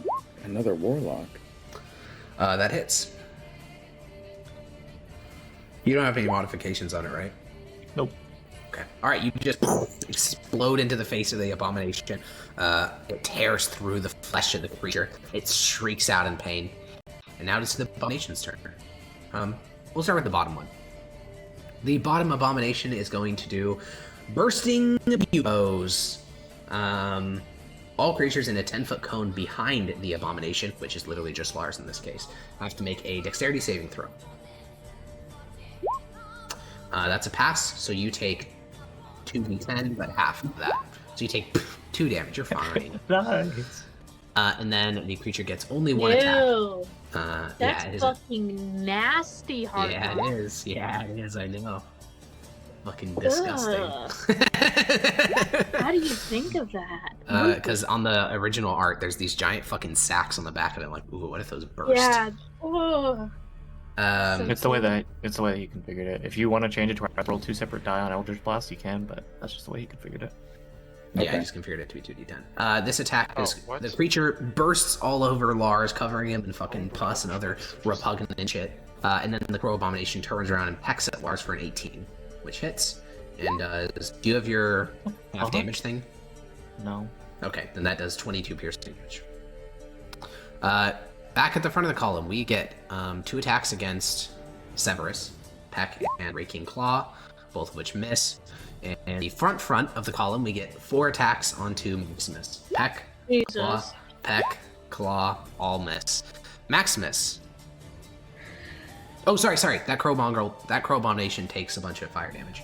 Ouchie. Because it's inside of the thing. Let me go see what the number is again. I think it's 3d8. 5d8. 5d8. Oh, well.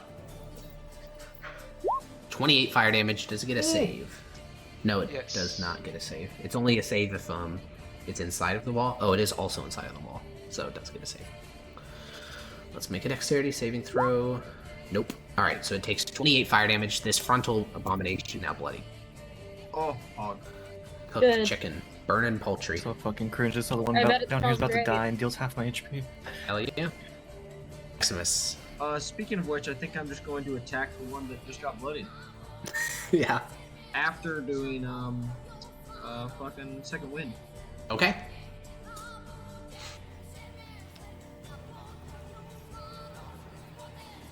Pause, champ. Definitely forgot my level. Sorry. Oh, it's 1d10 Does plus 7. does losing temporary HP still proc concentration checks? That's actually interesting. I don't know.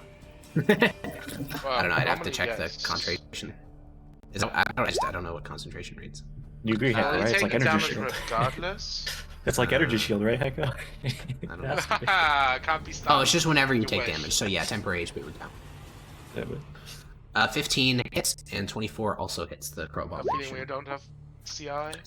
Alright, you stab through with 2 strikes against the Abomination. It groans in agony. Lars. It's like the fucking. Is I'm it not cringing. dead? No. What? How? What? 28 Wait, damage the- took like half of its health off. No, 28 20 damage on top of the damage it took last time, so it took like 50 damage. Oh, in on one our turn. screen it just looked like it took 28 and. You know. Yeah, the bar Oh. did not accurately update. Oh, them. okay. Then yeah, the bar did not properly update because it took 2 separate wall of fire damages when it was first summoned, and then the my metagaming bar. No. All right. You dig deep. Huge. I guess I fucking have to attack this thing, otherwise it will murder me next time. Yep. Which I guess is Abominations are fine, quite because I only get 2 dangerous. attacks. Because I use my bonus action. It advantage. hit. Yeah. Dead. You punch through one of its rear buboes, punching into its thoracic cavity, and grab whatever organ you can manage to manhandle. And Gore will not at advantage attack one of the 2 below me. Did not hit. Nope. Zenius. I'm going to. I don't know if you saw me drawing squares. I did, but I didn't Okay. know what it meant. I It's a am. different time. It's sickening radiance time. Sickening radiance. It's what we Oh, used it's to the kill one you all the already abominations used. last time. Oh, I Yeah, don't the one that remember gives that. exhaustion and does melee damage. It's got a 30-foot radius. So the point Yeah, is. it's in there. Yeah, it's that. And then nothing happens right now, but on their turn, they make a con save. And then Okay. if they fail, they take a lot of damage. All right, you are lording over the battlefield, casting spells. That's it, right? I think these guys have range. The guys on the bottom outside of her lightning do. We don't know. Okay. Yeah. So far, you've seen almost every world armed with a short bow. Okay. Then Sorry, I just Those remembered specific about ones, the I don't think I Hyperion attacked each sensor. Yeah, that's also what I just remembered. Yeah, so all the Someone's pack wolves take 3 damage, and so do these 2 mongrels that entered into his radius. I think I just go south 30 the one feet. Sure. Go Feel free. southeast, southwest, because the guys all right there are hypnotic. Oh, you didn't make a con save For for Gaia's hypnotic pattern. or Garth, what? Grania? There is no pat. There is no There's no save. check. What? What? It's permanent while on concentration. Hypnotic pattern is a concentration spell. One sec. Yeah, because she Yeah, didn't get. Grania has she didn't taken get hit. damage. Yeah. Oh, I thought you just took 28. Lars No, took that was 28? on Lars. Oh, Lars took 28. Oh, Yeah, that it's okay. gets It's confusing. okay. Yeah, it's confusing. You're fine. All right. So then I have Cool. to That was your literally turn. Go through and switch between each time Father if I wanted to keep it after. Hyperion. Father Hyperion. So his sensor's still burning. I think he'll move here to get anything opportunity attack on the wolves. Yeah, I think he'll just keep concentrating on the wall of fire until that thing's burned alive, and he will take a boring flail attack. It's not super interesting, but it is a thing. He'll take flail attack against the pack of wolves. Hit. And 14 damage. Not bloody, but getting there. He probably domes another wolf with that. And he's going to keep concentrating on his So wall of there's 4 fire. wolves left. Yeah. Okay. Severus. Right. No. Oh wait, that's the radiant attack. If you enter into the sensor range, you do get an insta heal for 1d4. The what range? The He's sensor opening range something. to the father. Yeah. Yeah, The sure, I'll father. just go here for one sec. Cool. And you get healed for 1d4. 2. In fact, I'll step right here to Perfect. cut off this guy real quick. Hopefully the advantage. If you attack the wolf and manage one of them, they go to half of their units. So they get less stuff once that happens. Actually, can I just...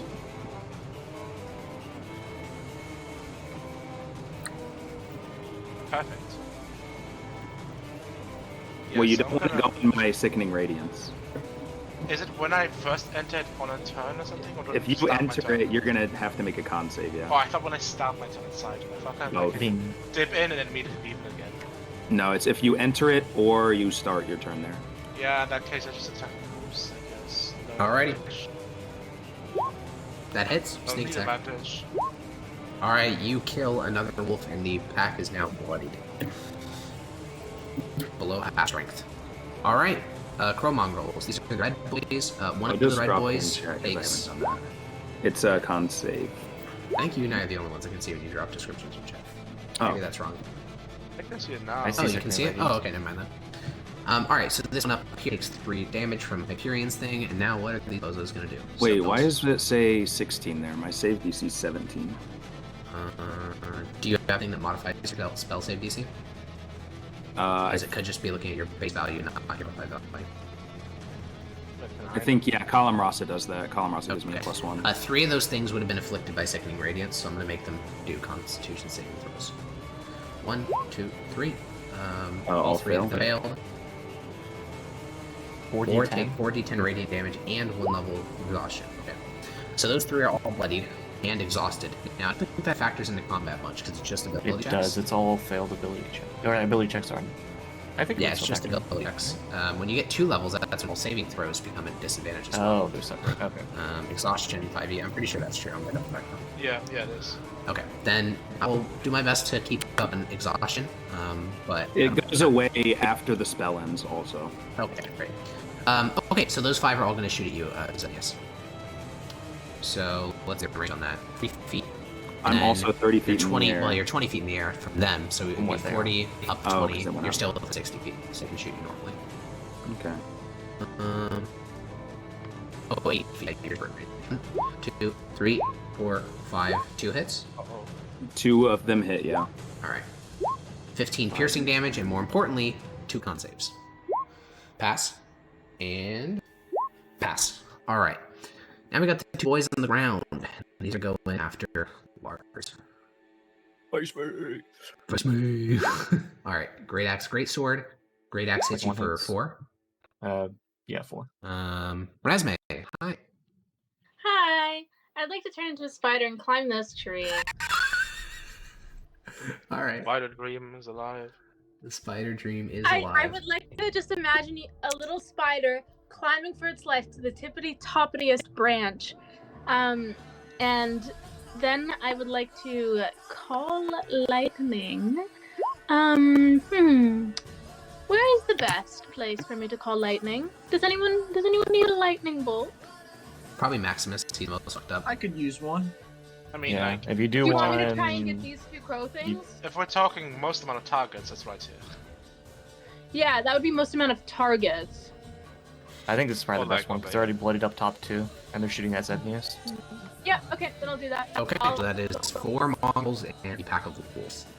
Yeah, and though I understand D&D, has its own rules, I would like to say that it would be highly improbable that any of these things, while distracted in battle, would notice a little tiny spider in a tree. Yeah. Yeah. That's a theory, yeah. I'm sorry, but my Oh, GPS. that Because the Yeah, alternative, yeah, because yeah. I always think about how this applies to the Notice players. ants. I think you guys would lose your shit if I had semi-invisible spiders calling down lightning bolts on you. Yeah, so, yeah. That's true. Druids So- would be the most terrifying shit ever. yeah, so we're gonna say Well, that actually, they I can turned spot into you. a mitochondria, so But you are small-sized, and you are in the upper branches of a tree, so minimum you're getting cover. And So- spiders are stealthy. They have stealth, which is good. Unfortunately, yeah, actually, if you do the Didn't hide get the action, hide then that literally would, that would hide you amongst the branches. But actually, you could do that because No, the Yeah, lightning. instead of wait a Bonus minute, is action. it called lightning in action? action or bonus action? It's an action to call Okay, it down. because it on had the- to be, or she couldn't transform. That's why I asked. All right, Mm-hmm. so roll your 3d10 Peach for lightning damage. Okay.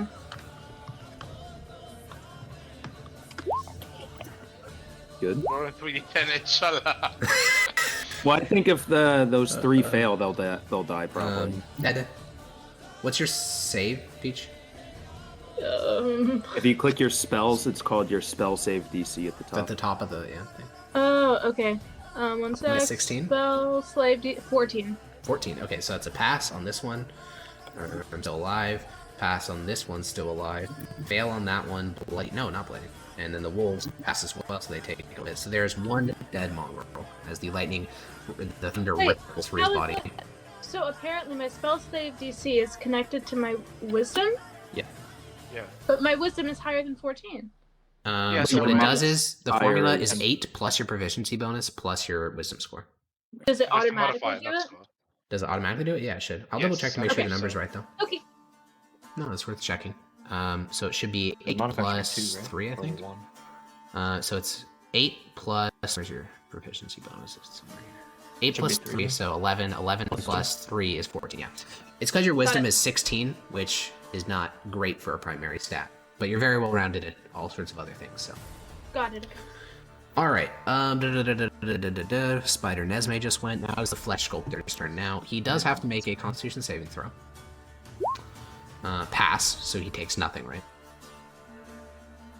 Yeah, nothing if he passes. And he's going to go over here. He's going to do a flesh sculpting action.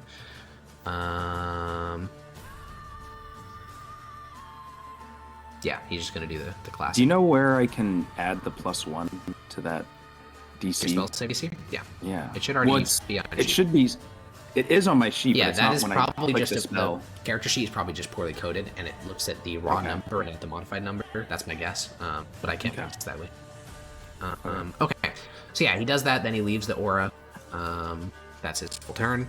Pack of wolves, technically within the aura because it's so large, so it has to make a Constitution saving throw. Fail, right? Yep. Okay, roll 3d10.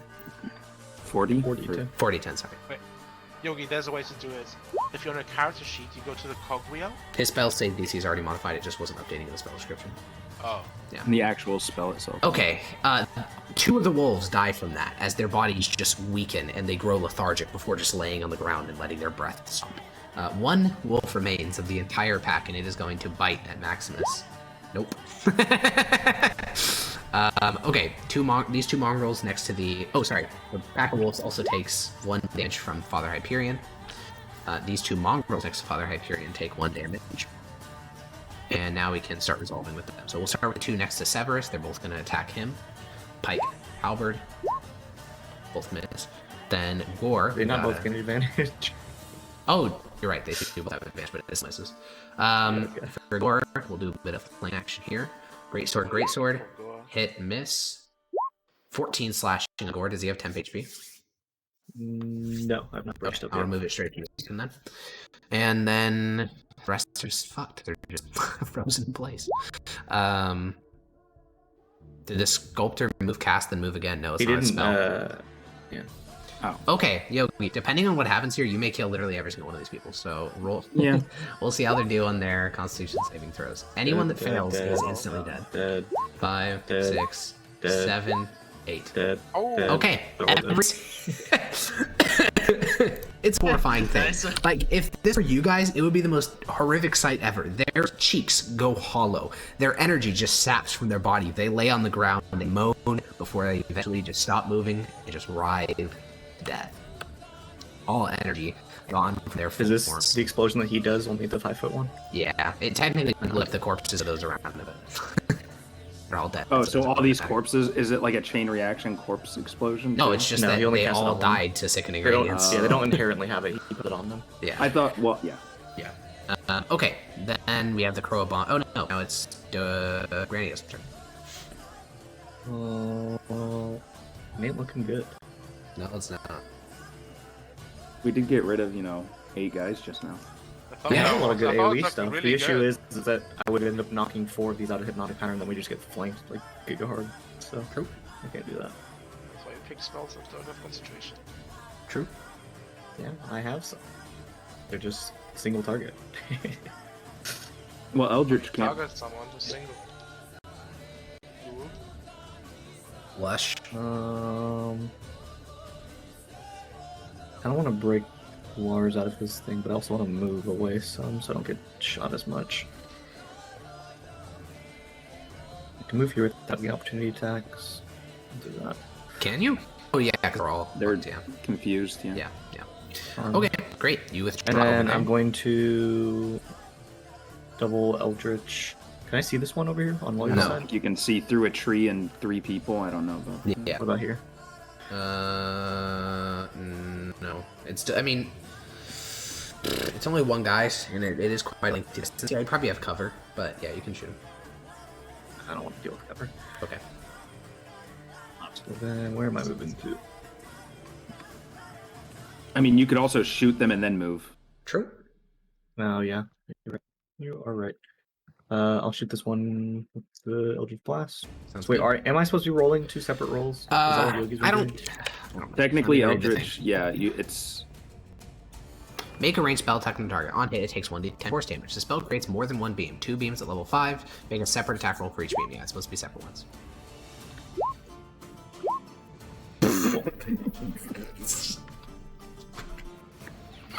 That's And fucking it would be. crazy. It would. I imagine they just fizzle in his 1d10 on the hand. That's damage fucking crazy. Yeah, as well. is Then 1d10. Dota. Yeah. Yeah, he's If you just got it. snatched That that was down. just a traumatizing Oh, moment. All right, so Crow Abominations. 2 of them have to make saves against Goofy. Oh wait, sorry. The one in the firewall. That's no matter what, because it just failed. So that's 4d10 from yours, 5d8s from the Hyperions. And then 17 meets it, so it's it passes. it's so fucking funny. Yeah, it passes when it meets. That thing just got like sapped of all energy and burned alive. What a horrible way to go. The Okay. music's stopping. Grr. This abomination is going to. Fuck. It is hard enough to try to get out of sickening radiance, but I don't even see a way for it to do that without just leaving the battlefield, Well, I don't think it, because it has to either climb up that wall. which it can, or it could just run through Okay. the firewall. But that's the problem, right? Like either way, it's taking damage / leaving the If you fed just zone. walk through the walls.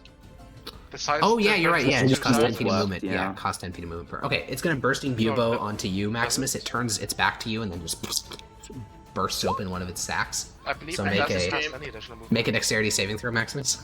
Oh, you and Mickey, Escape. because it's a 15-foot cone or 10-foot cone. Yeah, you don't like it when you have to make dex saves, do you? Isn't this the second character you made that has like giga high AC and then just starts getting dex saves constantly? Yes, correct. Yeah, I remember the one that died to a Hydra. Just make a Dex AC tank. I mean, isn't that most tanks? Okay. Rush as well. Mickey I fails and you pass. pass. Yeah, I passed. Mickey does not. So he takes half damage, or does he take? He takes half damage. Okay. All right, so he takes 12 divided by 2, 6 damage. And then the Alright, I can look at that. massive fucking go action dash. No, it's not. He's just walking. So actually, it literally can't walk through the wall stairs. It's just gonna go. It can. Yeah, Because it it's doesn't have two movement sizes. to it. No, you're no, right. It's two because sizes larger. 2 sizes larger, so there's no It's a additional friend movement penalty. creature. True.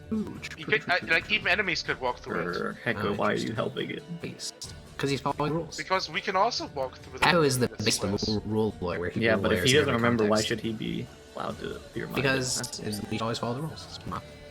Well, it's not about following rules, it's about you remembering. It's about Asshole. you remembering. We forgot a It's a mechanic. double-edged sword. I will viciously argue for us, but I will also remind. Based. How can I get Based this? Echo. Alright, Maximus, what are you doing? He's the best type of lawyer.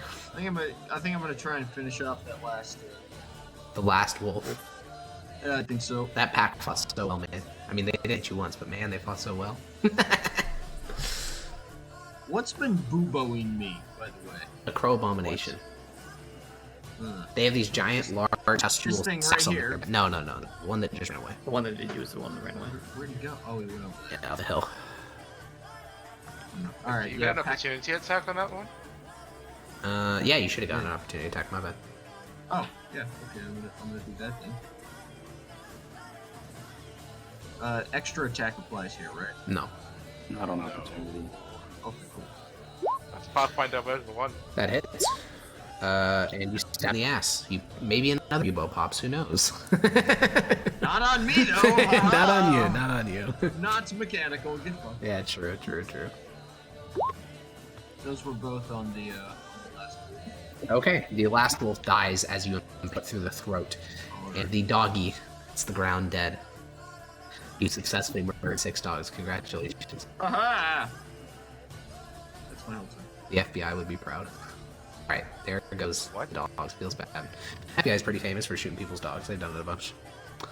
Oh, I wasn't aware of What? that. Really? Oh, yeah. Yay, Ruby Ridge! Yeah, they've done it a lot. It was The same moment. It's the ATF actually. Oh, it was the ATF? Fuck yeah, it was the ATF, not the FBI. Okay, that was Maximus. Yeah, you killed the last wolf. Now we can have Lars. Be bracing up.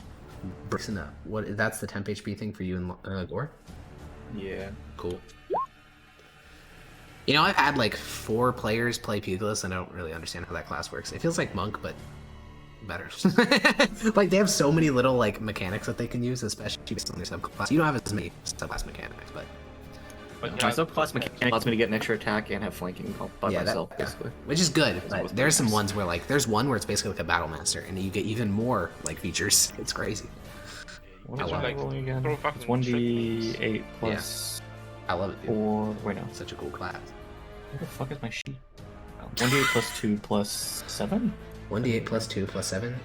Your con mod, there's no shot that that's. Oh, sorry, your con mod's 2 and your Pugilist level 7. Yeah, it's 1d8 plus 2, 7, so 1d8 plus 9. Big. Big That's rolls. actually huge. Add the temp HP to Gore. That's crazy. Okay, thank you. 17. Thank you.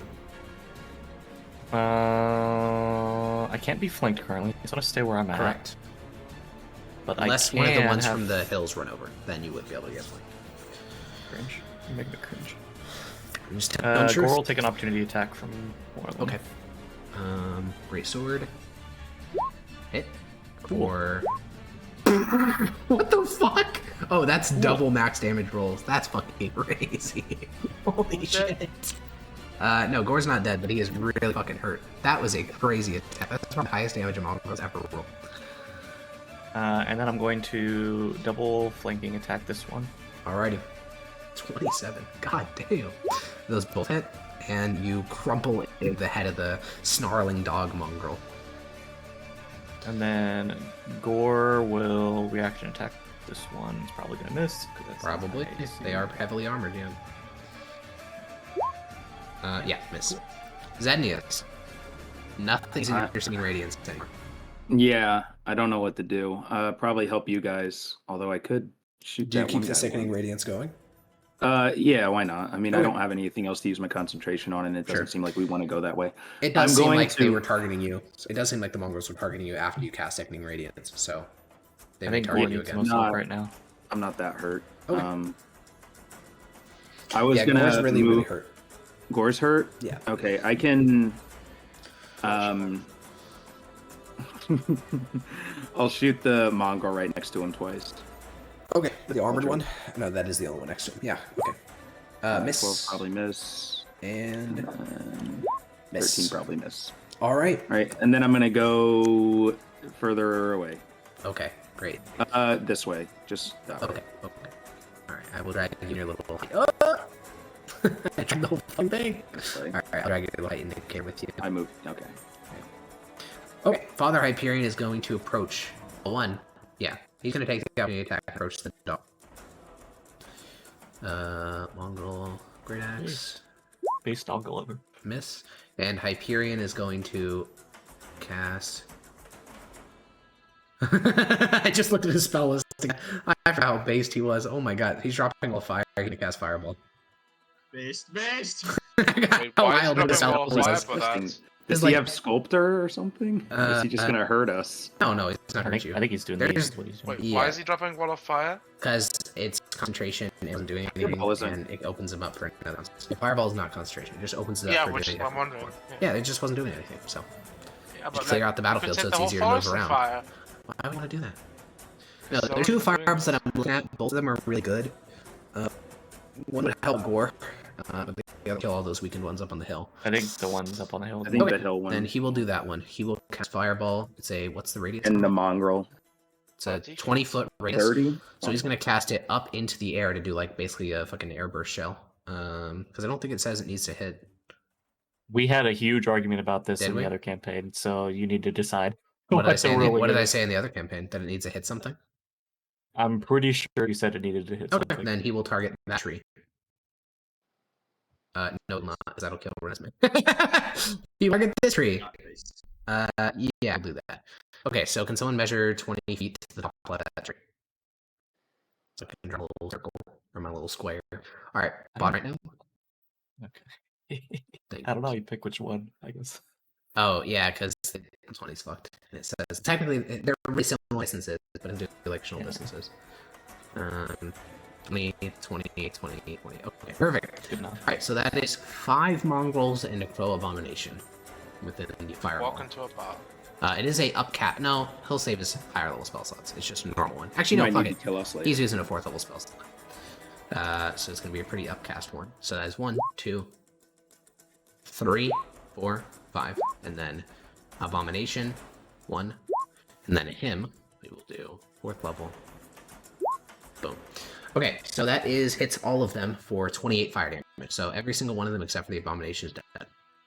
Nice. They scream as they burn alive, and Father Hyperion, screams, "For radiant soul, pay for your sins." And they're all dead. All right. Additionally, whenever Gore starts his turn, / Yeah, you start your turn, He'll you be heal. more than likely dead by then, though. Probably. But ain't that the fun? But now the forest is on fire, right? Yeah, all the stuff in the area is technically ignited. It's not like it's gonna burn down the entire island, though. I mean, there's plenty of. Yeah, but maybe you guys it's are gonna small. catch fire to the tree Renesmee is on. Eventually it would, yes, Spooky. but not in the scale of the we're dealing with. Okay, good. Okay, that fire was gone. Severus. You know, I'm just gonna. Oh, oops. I'm just gonna do. Oh wait, I can't do that. It's gonna. You Oh, guys yeah, are I can just- fine. Hunting action disengage. So I can go right. Yeah, I out forgot here. there's a abomination just in the middle of your guys' formation, just kind of full health. Yeah, which is why I'm gonna like stand in front of him so he doesn't get the crazy idea to go for the mute caster. Yeah, that's probably smart. So I'm just gonna attack him. Okay, yeah, miss, and no, no, whatever. Sneak attack. Yeah. Okay, Chrome girls. They're all no. There's one alive. I was gonna say I thought they were all dead, but one is still alive. It is going to. Should the Fuck. did the hypnotic pattern guys not get a save? No. It's 1 minute of being cooked. Okay, this song remains fighting. It is going to make a halberd attack against Lars. Hit for Wow. 7. Spider Nesme. Yes. I am. Where you want to call Is it a- down heavenly retribution. Is anyone actively dying? Door. But the only way you can help Gore is if you do this, you'll knock one of them out of hypnotic pattern. Got it. In that case, I will try to attack this disgusting motherfucker up here. The flesh sculptor or the coronation? Probably the flesh sculptor. I don't want him to get away. Okay. Well, he's at full health, so. Oh. Okay, maybe not then. Maybe yeah, I'll go for this co-mongol. Or I guess I could go here, but are these guys in some sort of hallucination? If they have a little this bleeding guy on them, is- they're in hallucination. Should I not break it? Correct. But I Probably. mean, that's what Dota wants. I think he wants them to remain there as long as possible. You can. I think we're getting to the point now. It's not necessarily a bad thing if you break one out of hypnotic pattern. The question then becomes: is since Or he we was could in just, hypnotic like, really pattern, does he focus know to down knock one his of the, other people out? No, I don't think he would. I think you need to have some sort of. If you had a spellcaster on the front lines, like if the flesh sculptor had been on the front And lines, they'd he would know have to knock instantly each woken other them out. up. If he Yeah, ran first turn. forward instead of Yeah, I'll first get turn this would guy all just been because he's woken up, half but- HP already, Okay, so maybe I'll sounds be good. able to make a difference. Yep, I'll make a dexterity saving throw for the big guy. I also just realized there should have been a +2 to every previous Crow Abomination save, but it is what it is. Okay, 20 lightning damage. Yeah, the Crow Abomination is singed. It's like, you know, it's a walking corpse. It won't be around much longer. Alright, the Flesh Sculptor gives one fine look at the battlefield, then withdraws into the fire. Usa. Pack of Wolves is all dead. The Crow Mongrels are literally... Oh, okay, there's 3 of them that are not, like, fucked. Wait, did I just... Okay. This one is going to go over here and attack Severus with linking. Great Axe. Hit. Take... Nice. Are you having it for your reaction, or do you want to wait until the Crow Abomination Yeah, attacks you? having. Okay. I will warn you that Crow Abomination dealt 22 damage to Large, so I would suggest I- saving it. Yeah, the thing is that so far I've been playing it that I always use it on the first attack that hits me. Okay. I feel like anything other than that is like Yeah, kind of I'll like tell you off otherwise. character I'm just metagaming. letting you know. Alright, cool. Then you take 5 slashing damage. The other 2 are going to go over here. We're getting 1 attack on Gore and 1 attack on Father Hyperion. Oh, they all take 1d4 damage. Surely Gore won't go down here, right, guys? He Sure. probably will. Miss and miss. So, Nice. misses Hyperion and Gore. Alright. Dito Burrito. I don't think I can only see this one. I'm assuming is what I want to do. So you're saying that? Hold on. I don't think I want to use this spell slot.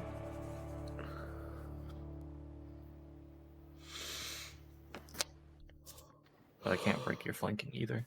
I guess I can give you flanking if I do this.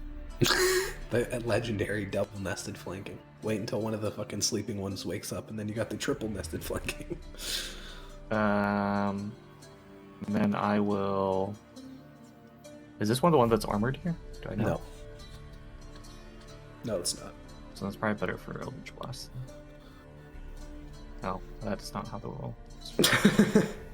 Alright, 17 hits, 10 misses, because not flanking. But it's dead, doesn't matter. You just fucking blow out its eye socket. Like, Severus spins around to face the mongrel, and then there's just like a smoking crater where the eye of the mongrel was before it hits the ground.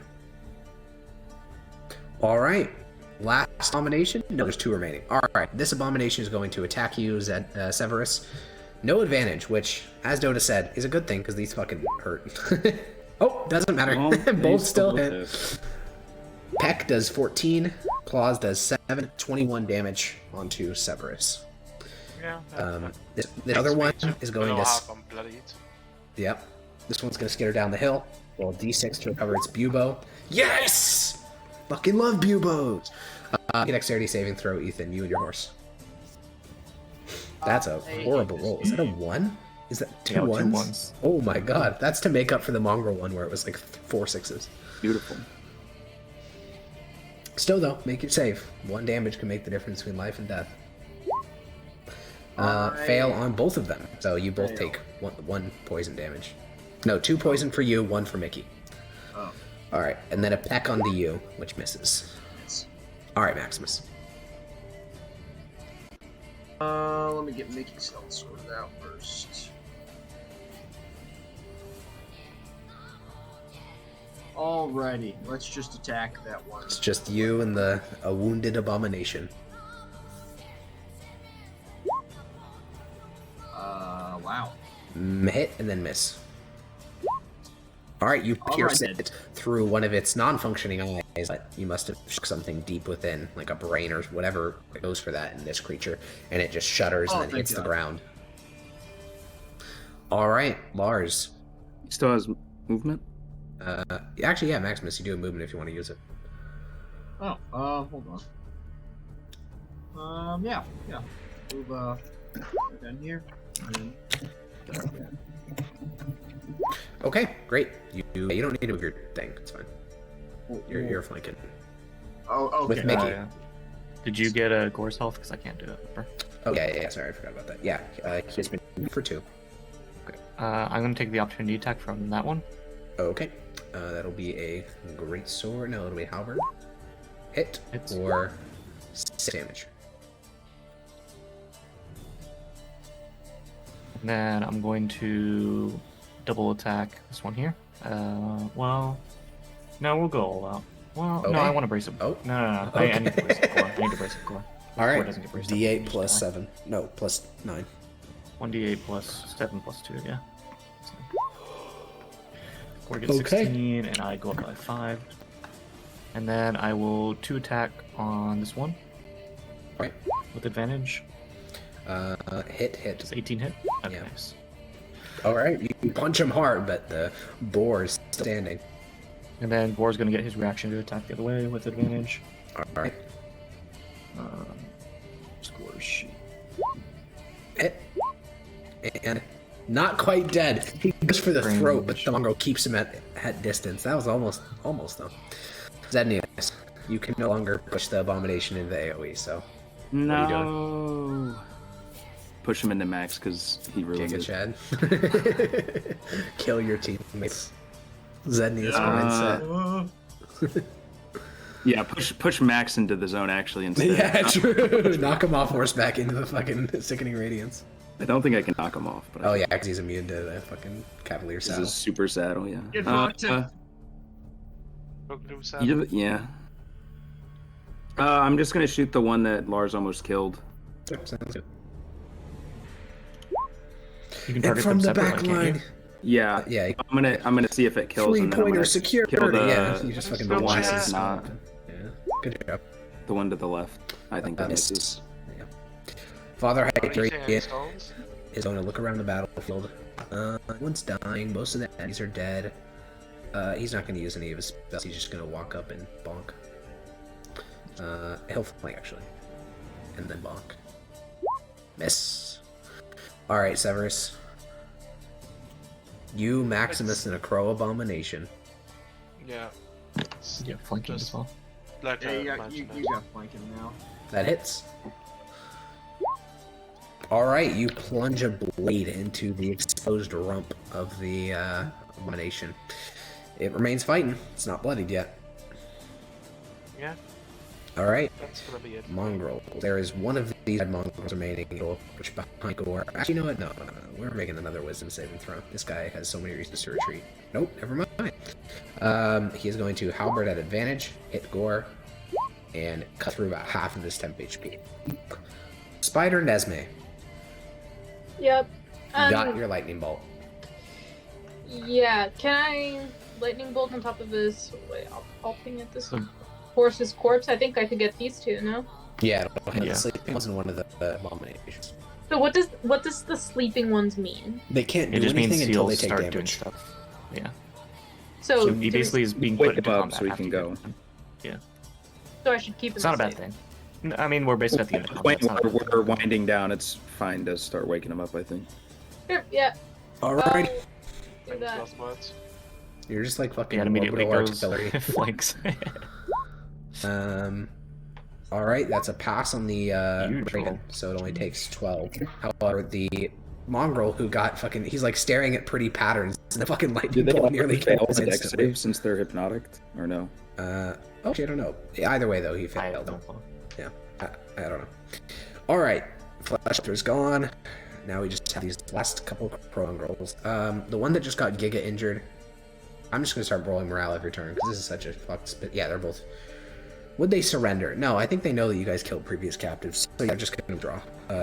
Actually, disengage. Kept that one alive for a Okay. little. How are they Yeah. gonna know that? From the captives we didn't return? Yeah, from the corpses left in the random like tree afterwards. Alright, retreating 3 feet. Off into the woods. Technically, you can always pursue them, but with the fog plus the Does it work? obscurity of the wood, it's difficult. Wait, 30 foot means that this guy only got like here though. It's Yeah. not very far. Yeah, you can just push in the tree line, chase after. Oh, how many rounds has it been? Because I think it's been 6 or 7 rounds. The thing only lasts for 1 minute, I think, right? Hypnotic pattern. If it's 10 minutes, it doesn't matter, but if it's only 1. 1 minute. Yeah, it's 1 minute. I think we're on round 6 or 7, so you probably got, we'll say 7. You got 3 more rounds until the exit. Dodo. When did they break out of hypnotic then? 3 rounds. Oh, that's what you're saying. Okay, okay. Oh shit! Wait, I gotta read something real yeah. quick. I think those 2 instantly broke out because they're in Hyperion's aura. All Oh. hostile creatures take 1d4 Oh, radius. right, Yeah, those 2 are right. done. Those 2 are out of the radius. Let me roll it. 1d4. Yeah, I'm just happy they never realized they could shake each other awake. Yeah, well, yeah. There's no like spellcaster in the front line, so just gotta take the L on that one. All right, those 2 are awoken. Yeah. Woke. Wokage. Okay. Move here, and then attack this one with Eldritch Blast. Alrighty. She just has like her hands over her head. She's just like running across the battlefield like a fucking What does just ratting. Eldritch look like? What? Because you said mine is like black and goopy, and I thought that was like Yeah, thematic. yeah, What it is. So for her, when This she is the same? casts a spell, there's like, it doesn't appear from her mouth. It appears from somewhere on her right shoulder, and a green line of energy shoots outward. It's like very narrow and very concentrated. It just strikes the target. Right. Is it like a lightning? What is it? It looks a bit like that, yeah. A bit like a Okay. lightning ball, almost. Okay, there's one abomination left, and it's got one thing in its mind, which is killing Severus, so it continues on that endeavor. That second one hits. Claw hits, tears at you for 7 slashing damage, max. I'm having that. Alrighty. So 4. Maximus. Yeah. Let's see here, I think. What the fuck? Yeah, It's a dog. What? Oh yeah, that was The my dog. noise is a Sorry. dog, yeah. No, it's okay. Very fluffy. Alright, that's a bloodied abomination. 14 misses. 14 doesn't miss, yeah. Lars. I gain however much me and Gore gain. Yeah, you're right on edge, but you and Gore gain, let's see, 3. Big. And this is actual HP, not a temp. Correct. Yeah, I know. Oh, Did you fuck, get actually. Yeah, Yeah, he's he's the full now. No, right? no, no, Right, no, guys, no. he's full. No, it's a misclick. Alright, I think I'm a little bit pissed off. They've been hurting my dog, so base. he's still at good temporary HP right now. Which one's the temporary HP number? The red. 6. Okay, I think it's okay for now. I don't think he should get charged. I mean, he's got more HP than Severus does, so. So yeah, I think I need the advantage anyway. I'll just do the 4 attacks. Fuck it. Alrighty. Hit. No, sorry, third one hit misses. The rest of them hit them. Okay. Okay. Then all that goes through. Ultra fucking bloodied, but barely clinging to life. And then Gore gets his advantage attack. Please, Gore, please. No. Why? Nice. Zenius. 69. Do I have a 69. line of sight since I'm so high in the air on that last guy Which that they last just guy? tried to kill? This one? That Oh, one. yeah, sure. That hits and dead. Okay, and then the one right in front of Hyperion that woke up. Great. That also hits and not dead, but certainly got hit. Other Hyperion. I don't know. He's not like a big melee guy. Oh, that's funny. He's He's also gonna gonna cast Flaming disengage. Spear. Oh, okay. Oh, I thought he wasn't doing any spells anymore. He wasn't planning on doing it, but now two of them are awakened in his face, so might as well. He's going to cast Flaming Sphere directly behind the 2 of them, so they're within 5 feet of it. So right there. Any creature that ends its turn within 5 feet of that sphere needs to make a dexterity save throw, and I think it gets summoned.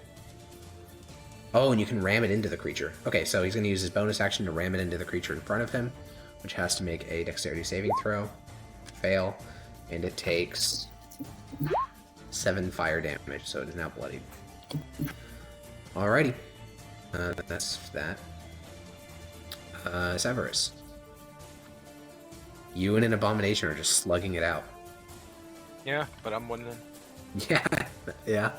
You are indeed winning. That hits. I was so close. Almost a 20, yeah.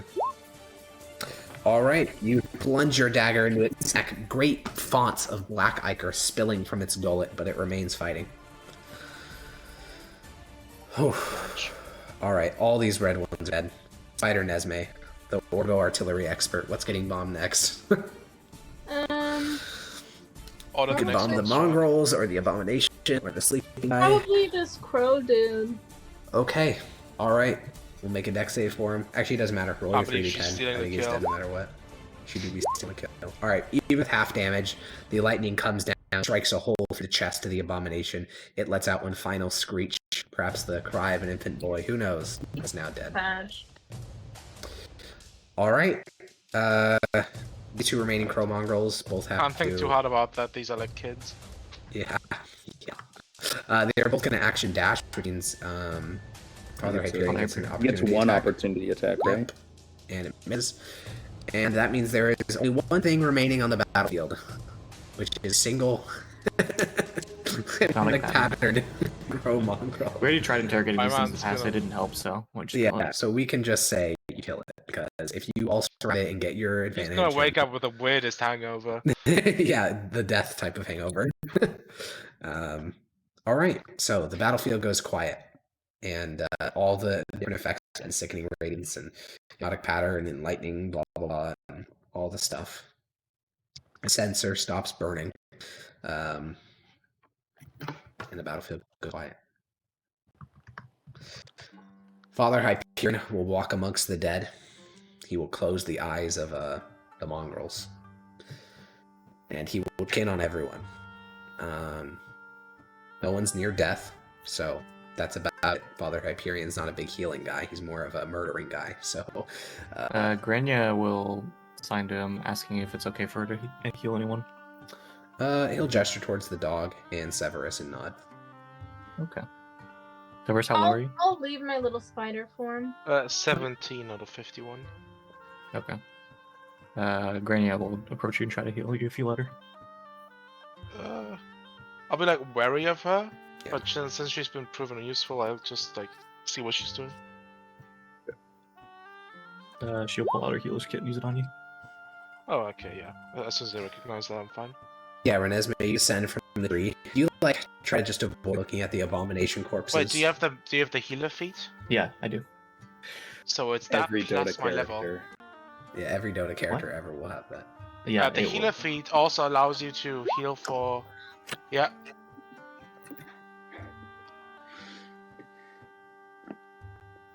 What's up? Why are you saying Oh, this is the Tesla's background level? physician feat. This is not the actual healer's feat. Healer feat. Sure. This is the I didn't know there background. was a This is the normal healer background feat. feature, not the feat. Yeah, Sure. I didn't know there was a normal feat. Yeah, the There feat is. means that you also heal hit points equal to your level. Which is pretty pog. All I'm pretty right. sure I took ability scores because we didn't want to deal with features. Also true. Am Uh, I not looking at the aberration? Yeah, well, yeah, I was Um, gonna ask, are you like avoiding eye, because you know, I mean, you were told that the mongrels are also people, but you didn't talk to them. You've never Yeah. had a conversation with a mongrel before. I think that I will make eye contact with everyone that I pass, like kind of out of respect for the fact that that's a person behind that. Like Yeah. these are people that have been Oh, no, I shouldn't have corrupted by told this people. child fucking king. And specifically because the first one was a child, I'm kind of imagining all of them being children, though that's maybe unlikely. Yeah. And Yeah, each and every one of these like broken and just things once a child, like with magics tearing apart its body and making it Yeah. into something unconscionable. These are I all, think- are any of these children? On the bridge? No, those are just adult human men. Okay, that's Yeah. what I picture most of them to have been. yeah. However, Renesmee, because she like had her own kind of thing in the forest They were all when she was criminals. young, I think that she They're all sees criminals. herself in them and Yeah. slowly her anger and like rage. Yeah, as you're walking along the battlefield, Father Hyperion is like closing the eyes of a corpse next to you, glance up and say, I would not worry after them too much. What do you mean? What they once were. They are no longer people. It is not worth concerning ourselves with the past. What do you mean they're no longer people? You haven't fought many mutants, have you? Have I? We're Have not you- taking the lives of the people. The lives of the people have been taken by whoever turned them into this. Yes. Yes, Precisely. anyway. The ones getting rid of the body. And mutants don't just come about through bad luck. It is always a intent of forethought. These creatures, well, they're made by someone. There is no boy born in Ravinium looking like that, and he kicks the corpse at one of the mongrels next to him. That thing was created by foul arcane magics.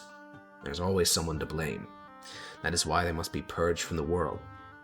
They were once made in the image of the Almighty, and now they are corrupted and twisted. We've But done is them it a their favor. fault if someone else has corrupted them? No. But that does not matter. It is not the thief's possible fault to that he steals extract. bread to feed his family, but his hand still must be removed. Except the thief decides within himself I'm to do losing it. something wrong. You can only say that because you have never been that hungry. I was raised in a slum like that. I know that level of hunger. You'd kill a man just for a drop of water. You'd give up your entire family just for a small piece of bread. It's not really a choice. I don't say that they are wrong for doing what they do, the thieves, in those circumstances, but rather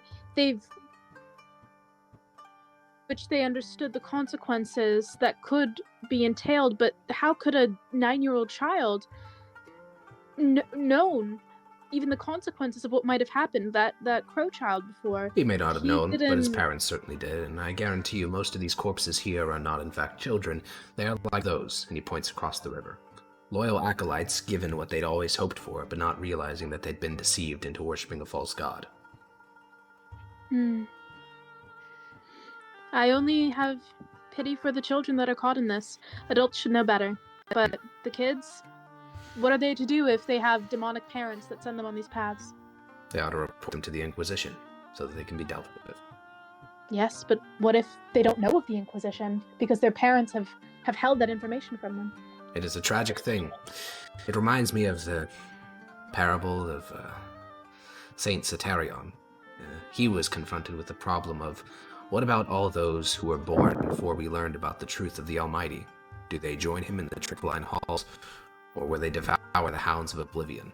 And as unfortunate of a fact as it is to accept, they did not die in Aurelian Soul's divine grace. They died as heathens and heretics, and so they belong there with everyone else. In the same way, those children were not shown the light, so they were devoured by the hounds of oblivion.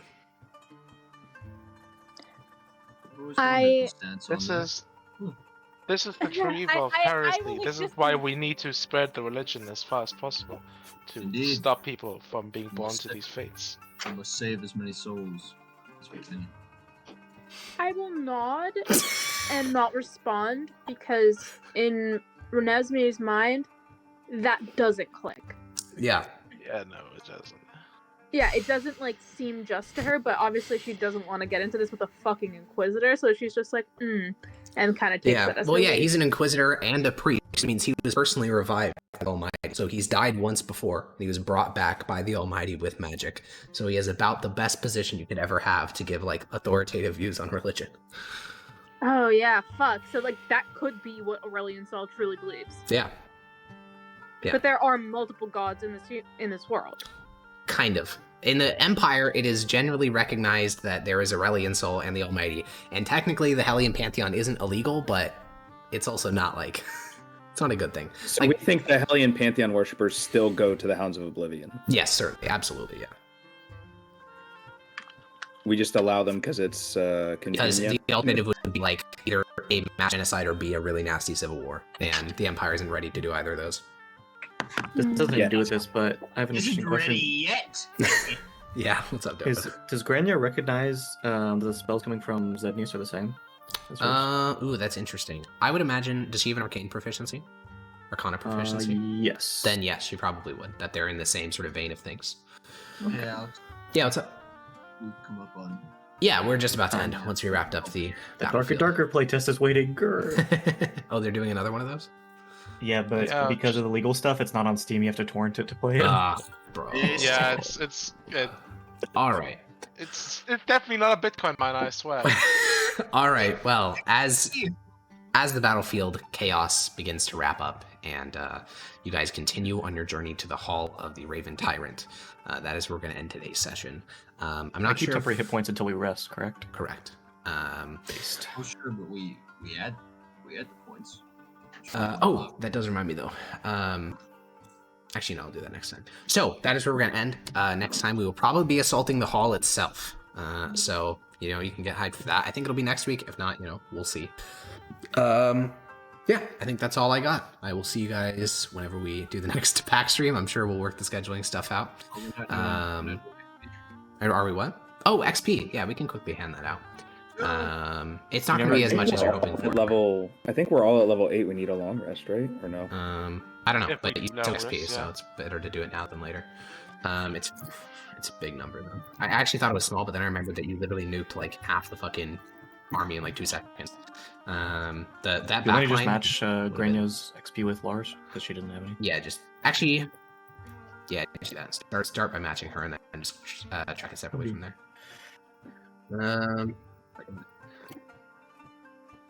It's those In this abominations, campaign, man. do we all have the same No. XP, or have we been all over the place? There's been a No. lot of separate like pursuing side objectives and stuff. Okay. And then there was a total of. And then how many people? We have 6, right? No, 7. So that means each person only gets 2,000. Damn.